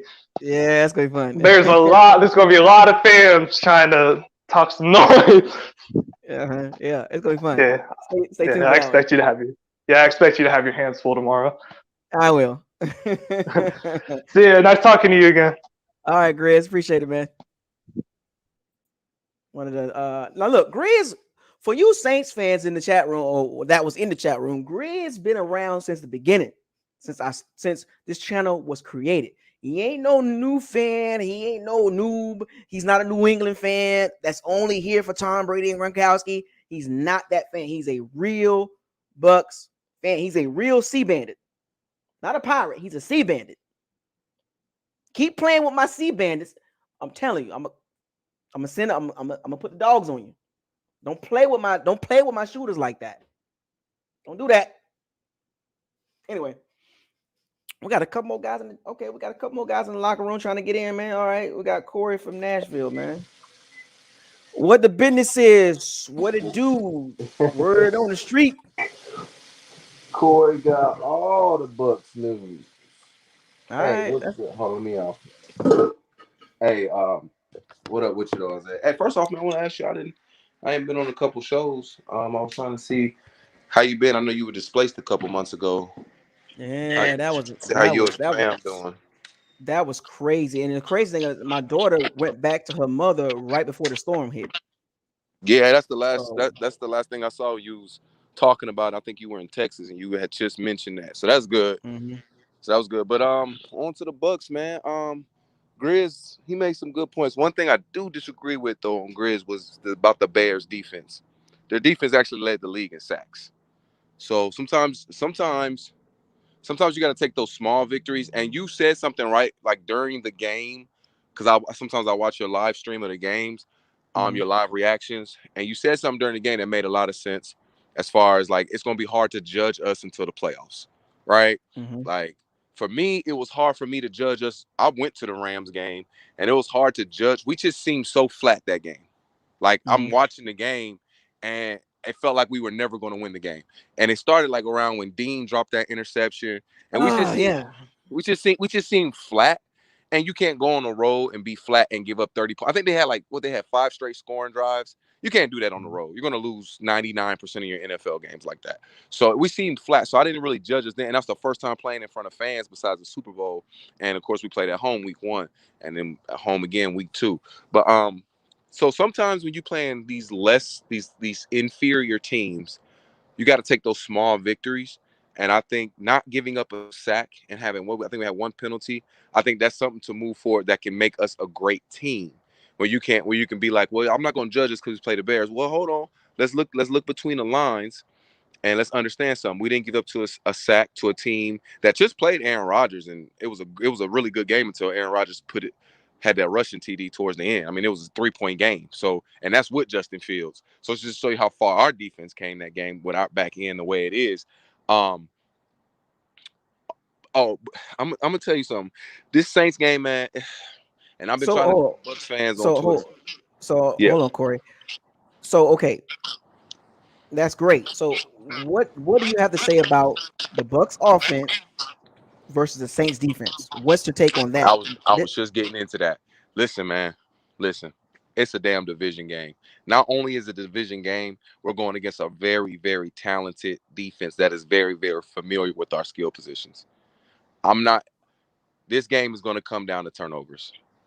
I just Mm, think the Saints defensively are too talented for us to take advantage of them like we have done with a couple of other teams this season, marching up and down the field. I mean, we played New England and we did march up and down the field. We didn't score in the red zone, but we really marched up and down the field against them. All right, we got mhm. to be clear about that. But Right. I don't see this being that type of game. I see a lot. I see field position, the lack of turnovers, and lack of, like you said, with the offensive line, penalties, pre-snap, all them things that put you behind the chains. This is a very talented defense that knows what they're doing. Specifically, they know what they're doing against us. So our attention to detail has to be it has to be high. We have to really play like we just played against the Bears. I know I'm talking about from like a mental standpoint. Mhm. I don't see this game being like a 34-17 game unless we get a boatload of turnovers. And quite frankly, Sean Payton hasn't indicated that he's ever going to let Jameis play like he played in Tampa. Not this That's not season happening. anyway. Not this Not season happening. anyway. He's going to take the check down. He's going to take the dig routes, and he's going to punt and play defense. If they lose because they punted the ball and played defense, Sean, they're not going to send. They're not going to let. That's just what I've been seeing this season from the Saints. They're just not going to do it. And that's fine. I get it. I mean, but you got to be realistic with yourself too. Who the hell is he throwing the ball to? So I mean, people ragging on him about the check down Charlie stuff. I'm like, y'all want him to air the ball out to Callaway, air the ball out to Traquan Smith, who had a touchdown and can't even see the damn field to get the touchdown. He stops his route. So yeah.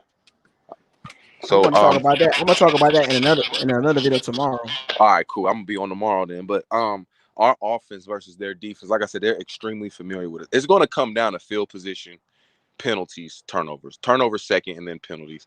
Um, that's just what's gonna come down. We're too familiar, and we're gonna have to not be scared of Marshawn Lattimore. I think Mm, we were scared of Jalen Ramsey. We didn't even throw the yeah. ball at Jalen Ramsey. I'm like, damn, this ain't Madden, bro. Like, throw it out there, dog. Like, like he ain't got his X factor glowing. Like, throw it out there. Let's make him play defense. Like, I play basketball. I'm a huge basketball fan. I played it my whole life. And my thing that always bothered me about superstars in basketball, the other team never went at the superstar and made them play defense. You get what I'm saying? Like, the superstars on other teams get the luxury of guarding the worst offensive player on the. No. We're gonna put that superstar on pick and roll. We're gonna make him play defense, switch off, and we're gonna see if he got the legs for the offensive end to get up 35 shots or 25, 30 shots. That's always been my philosophy. Make Marshawn Lattimore show you how great you throw that ball out there 5 times, and Mike Evans gets 1 catch for 3 yards. Then you can kind of be like, all right, we're gonna have to go somewhere else. You know what I'm saying? Or get creative with Mike Evans, man. Like, he's 6'5". All right, he's not fluid, right? He runs, in my opinion, he runs like an above average tight end. Like, just the way he runs, it's like an above average tight, not like a Gronkowski as far as fluidity, but like more like a Darren Waller. You know what I mean? And so I really feel like sometimes we should use Mike Evans closer to the offensive line. Bring him inside, let him run those dig routes, let him run them choppy out routes. Because you put him on the outside, the teams are manning up. The teams with their really good corners are manning them up, and they're gonna lurk a safety. They're gonna buzz a safety, and to Tom Brady's credit, and you can go back to the Cowboys game. The way they defended him, Trayvon Diggs was so competitive out there, but everybody else was butt naked. Antonio Brown, Chris Godwin were butt naked. So why am I going to force it to this? You know what I'm saying? Why am I going to force it to this tough matchup? Granted, Mike Evans might win a couple of them tough matchups, right? Some of them tough contested catches, he might get it. But why am I going to throw it there? Antonio Brown streaking down the field for a 65-yard touchdown, or Chris Godwin streaking up the seam for a 20-yard game. Like, that's why I was trying to tell other Bucs fans. I was like, yeah, he didn't have, but just the way Tom Brady can see that so quick. He don't see the play as it happening. He see what's going to happen before. So if he see a corner doing a certain thing or a coverage is doing a certain thing, he's not going to force that ball to Mike Evans. He's just not going to do it. And I think he learned in the NFC Championship game not to do that. You know? But like I said, against the Saints defense, man, it's too familiar of a foe. And they're in a weird situation, the Saints are, where they're at home and they're almost a touchdown underdog. I don't like those odds. They have 5-point underdog. I did not like those odds when they came out. Yeah, that was weird. That was crazy. Like when they came out. I'm like, okay, we're gonna get it on Halloween. We're gonna get this voodoo team in New Orleans. Some more motivation. It'd be something goofy happening in that game that none of us accounted for, like a block punt or something, or a block field goal, or 2 or 3 missed extra points. Like, the Saints, man. But I will say this: there's one, and I might make you laugh, or if you think about it, you might understand where I'm coming from. There's one game that I think prepared us for the 22-man coverage because the Saints are going to run man coverage on us. They're going to run man coverage, lurker safety over Mike, and figure out if Chris Godwin can get open. The game that got us prepared for this game, the Miami Dolphins game. That's all they ran was man coverage with 2 Pro Bowl corners, and we completely ate them up. The route concepts were sharp. The attention to detail from Tom Brady being in this scheme another year allowed him to, like the touchdown pass he threw to AB, like he waited long enough because he knew it was man coverage. He waited long enough, knew he was going to get hit through that ball. It's a touchdown. The next touchdown to AB. So I look for Leonard Fournette and Giovanni Bernard. Look for those mismatches with the linebackers all game. I'm talking about 6 or 7 catches from Lenny this game. Like Ronald Jones, I don't think the coaching staff trusts him enough to put him in pass pro. So unfortunately, when Ronald Jones is in the game, we're going to be running the ball. And if I know that, the Saints know that. You know what I'm saying? They're not going to put Ronald Jones in pass pro. I don't think they're going to trust him enough. But Lenny and Bernard, watch them slipping out and watch how many dump off passes Tom Brady gets this game. And I think being able to beat man defense. They're not having good years this year, but Xavier and Byron Jones are really good corners. They get paid as such. Follow the money. Follow the money. They ain't out there getting nickel and dime at that paycheck. They getting paid. Xavier Howard just had 10 interceptions last year. They're getting paid, and they had zero answer for our receivers. Zero. So I'm looking forward to Chris Godwin being a little more aggressive in his route running against the man coverage they're going to run. So I'm excited, man. like I said, this is the test that I've been waiting for this season. We don't have many this season because we finished second in the division last year. We had the Rams game, which man, we were flat. Period. That's all. We were flat. We have this game, and we have the Buffalo game to kind of for me to assess us going forward for the playoffs. Like, man, we have to, in my opinion, dog. Let's say we lose to the Saints Sunday, right? The game that we have to win, that is imperative for me to really trust this team, play well and win, is the Bills game. Because what the Bills do great defensively is our strength, passing the ball. Their pass defense is really good. They got chewed up because King Henry can't do shit behind him. I live in it's King Henry, man. Like he ate them alive, made them come in the box more than did play action, boom, whatever. But that Buffalo game is important to me. But this Sunday, I really want to see the growth and maturation of Tom Brady in his offense. That's what because let's face it, man, the Saints killed us last year. And the games came down to turnovers. Week 1, even though it was only week 1, that game flipped after that pick 6. It was a good game until we threw that pick 6 at the beginning of the half. Like, it was a good game to Jackrabbit out there throwing that ridiculous out route that I hate, and I'm glad we haven't seen it this year. God, dog. And Told you. If Gronk doesn't play, and I feel like Byron Leftwich heard me, or the universe told him what I've been saying. Thank you for running damn tight end screens with our fastest tight end. Golly, dog. They were killing me running tight end screens with Cam Brake and Rob Gronkowski when you got a 4-5 tight end. We've ran 3 tight end screens since Gronk's been out, and they all been to OJ Howard. Thank you. You know, good catch. Yeah, man. I'll be dialed in like you, man. You got the podcast and the shows, and you be doing everything. I'll be dialed, but I watch you all the time, man. I may not see it live, but I always click on your videos because you are one thing I give you credit for, man. You're very unbiased, and we need that because yes, we just won the Super Bowl, but we have some flaws. You know what I'm saying? And this schedule's not helping us. Because we're going to dominate Miami's, we're going to dominate Chicago's, we're going to dominate Atlanta's, we're going to dominate Carolina's, but you got to be able to see through that. You got to see, like Grizz said, we didn't really move the ball against Chicago like we should have. There was a time in the first half where I tweeted it was 21-3. I said, okay, let's hold the ball for 5 minutes, get a field goal or some points, and then we get the ball to start the half. We scored a touchdown, got to stop, scored another touchdown. So that kind of made me ease off of the offense a little bit from that game. I was like, all right, cool. I was like, all right, cool. They kind of kicked themselves in gear. But I want to see where Tom Brady is in his second year versus the Saints. Did he pick up on some nuances from last year to this year? That's what I want to see. Because they're going to play man coverage. Marshawn's going to be all up on him, on Mike. And I need a Mike resurgence game against a top flight corner. I need it. But schematically, man, I just think we should move Mike closer to the offensive line and use him almost like a tight end split, but split him out. But use him closer like a tight end, so he'll get more mismatches that way. Because if you got to bring in Lattimore in any corner in the side and stop inside, like an inside post or outside outbreaking route or a dig or a curl from the inside, it's going to open up the outside. Like if you got to, they'll figure it out. I mean, the offense, I can't complain too much about the offense this year. So I'm sorry, man. I went on a rant. My fault. That's fine. Look, this is a big week, so look, get it out. That's what I'm saying, dog. So if it wasn't my son's birthday, I'd be out there dressed like Jack Sparrow, acting a fool out there. I'd be in New Orleans acting a fool, dressed all in a Halloween suit. But my son's birthday's Halloween, so we're gonna chill, watch the game together, man. He's gonna be 7, so he's growing into his Bucs fandom. He said something really proud. Yeah, he said something really proud at school, man.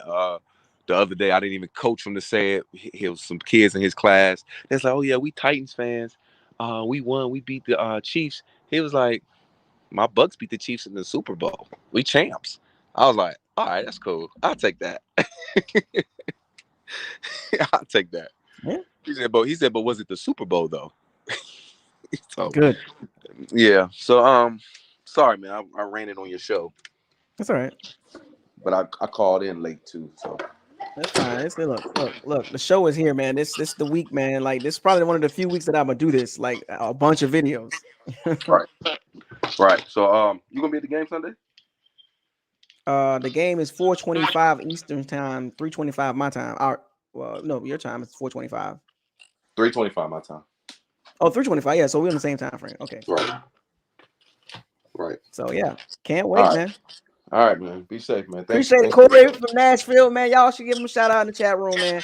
Corey came in here and dropped some dimes.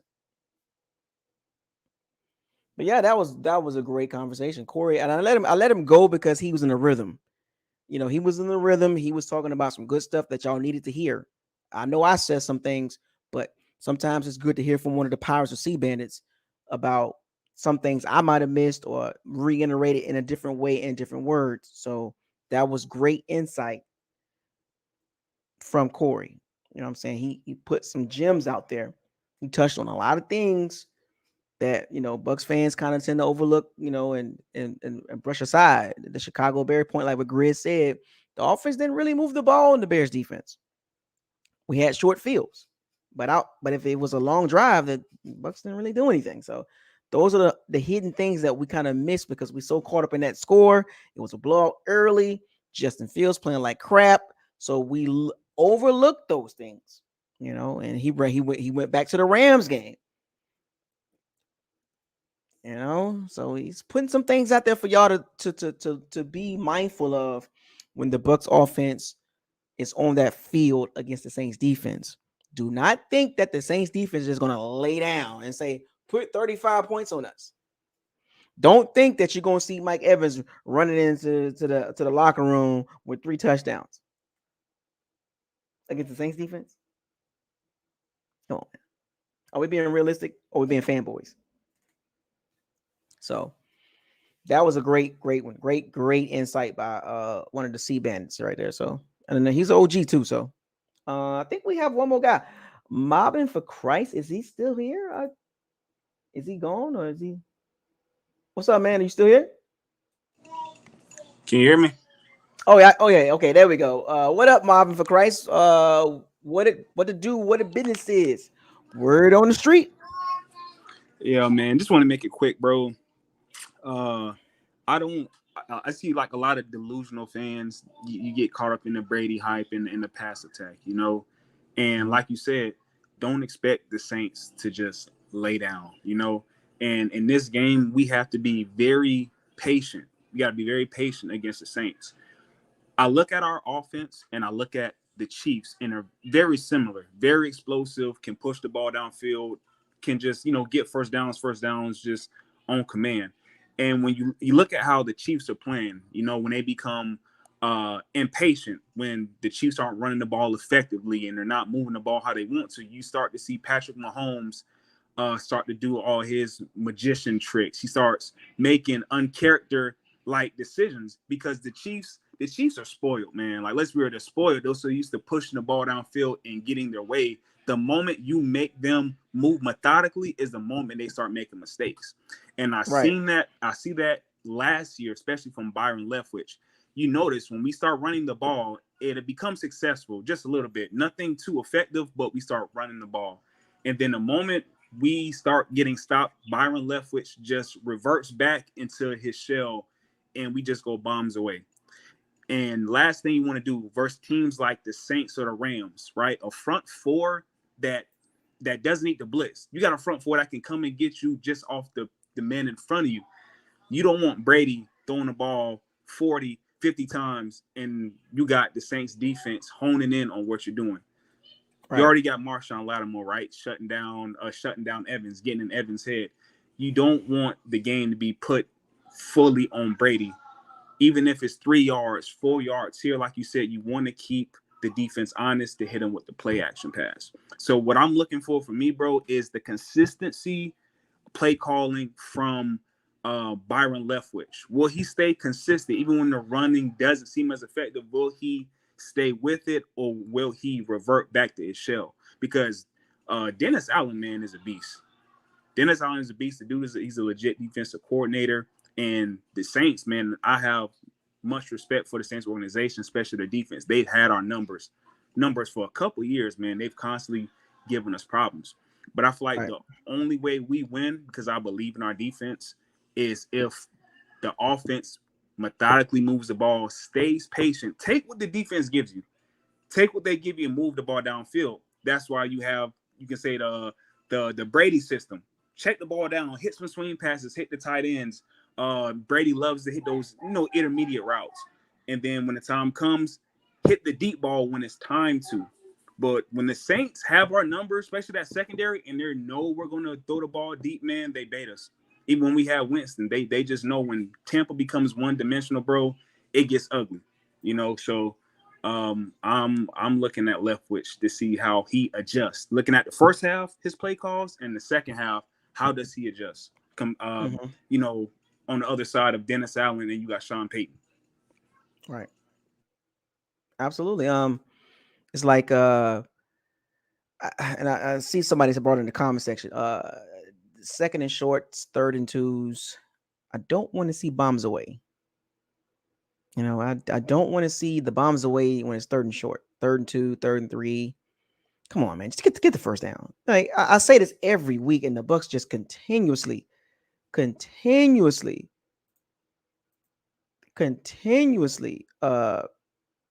go bombs away on third and short. It's just frustrating to see that. And it's like, what are you doing? Third and two, third and three. Why? Third and four. Why is it always deep shots? Why is it bombs away when just get the first down? It's right there. It's like right there, like first down, like Chris Godwin right there, first down. Oh, bombs away. Like, oh, come on, man. Like, so we definitely gonna see. I think we're definitely gonna see how. I'm surprised. And I fault myself for not bringing this up. The third and shorts, when we have the ball on third and shorts, I don't want to see no bombs away. I don't want to see it. Didn't we do that? I think against the Rams, it was like 31, and Brady chucked it. I'm like, what the hell are we doing, man? It's just 31. Just get the first down. Just right there. Just get the first down. Like, you're not fooling nobody no more. That's not going to work. People know that you like to throw deep on third and shorts. Get the first down. It's right there. Just dump it off and get the first down. Like, bombs away. Like, oh gosh. But see, I wonder. I don't want to believe that's a Brady call. I doubt it. I truly believe that's like it's from Arians or Leftwich, because that's un-Brady like to just throw him third and one and just throw it deep. Like I don't understand that logic at all, especially football logic. Like that's common sense. Just run the ball. It's just like when these third and shorts, it's like these 15, 20-yard, 30-yard throws or bomb. Like what, why? Like first down. Like it's like right there. It's like 2 steps away. Just get the first down. Exactly, man. Honestly, I think Fournette would definitely be the key, and he's definitely the hot hand, man. And he'll, I think if we can run effectively, doesn't have to be 20-yard gashes, but just 5 yards here, 7 yards here. Slowly move down the field and control the clock, man. Because I believe, like I said, our defense is going to do well against the offense. It's just, can our offense put up points? Because I believe if our offense can put up points, man, and not just 3 points, but we can put up 7 points, man, in the red zone, I believe that'll cause Winston to revert back to his ways of trying to play Superman and get his team back into the game. And then that's when we start seeing the interceptions. So I think this game is more so I'll be paying attention really to the offense more than the defense. Mm-hmm. Yeah, I mean, I'm gonna make tomorrow's video is going to be about the Saints offense versus the Bucs defense, and that's going to have a lot of people talking. I know. I'm expecting a huge crowd for that video. So Definitely, man. But hey, man, keep up the good work, bro. I've been rocking with you since I think like 2 or 3, I think like 3 years ago, man. I've been rocking with you, bro. Channel done grown subscribers, man. I love it, bro, man. So keep it up, man. Yeah, man. I appreciate you supporting the channel for multiple years, man. It's not easy. Man. We had some embarrassing years, man. Yeah, trust me. and I was still here. You know, I'm still putting out them videos. You know, Yeah, you kept it real, bro, and that's what I love about you. It yeah. wasn't just Jameis. It was no man. You look, you talked about it from the players, bro, even to the organization. You called it all out, bro, and you kept it a buck, man. And I said I Right. rock this dude, man. Yeah, one of the realest out there, man. Like I try to get the people to understand you can't focus on one player. It's just hard to do that. That's not football logic. You know, it's only we lost all those games because of one player. Really? Like, come on, man. Like that didn't sit well with me. You know. Yeah, yeah, man. But let Yeah. me go ahead and get out of here and get some dinner, man. But keep it up, bro. Keep it up, man. I appreciate you coming in, Mom for Christ, man. One of the original C bandits right there, man. Keep supporting the channel. Y'all give Mom for Christ a shout out, man. Good guy. Thank you for coming in the locker room, man. So that wraps up another episode of Locker Room Talk with your host, Isaiah, aka Buckles Locker. Subscribe to the channel, like the channel, share all the videos, and don't forget to hit the notification bell icon to notify you all new videos that's posted on this channel. Tomorrow's topic will be a fun topic, and I know a lot of you Bucs fans cannot wait for Buckles Locker to talk about Jameis Winston. That video will be here tomorrow, and I'm going to give you the real, raw, uncut truth about the Saints offense versus the Bucs defense. Don't miss that live stream. Bucs defense versus the Saints offense. Stand by for that live stream.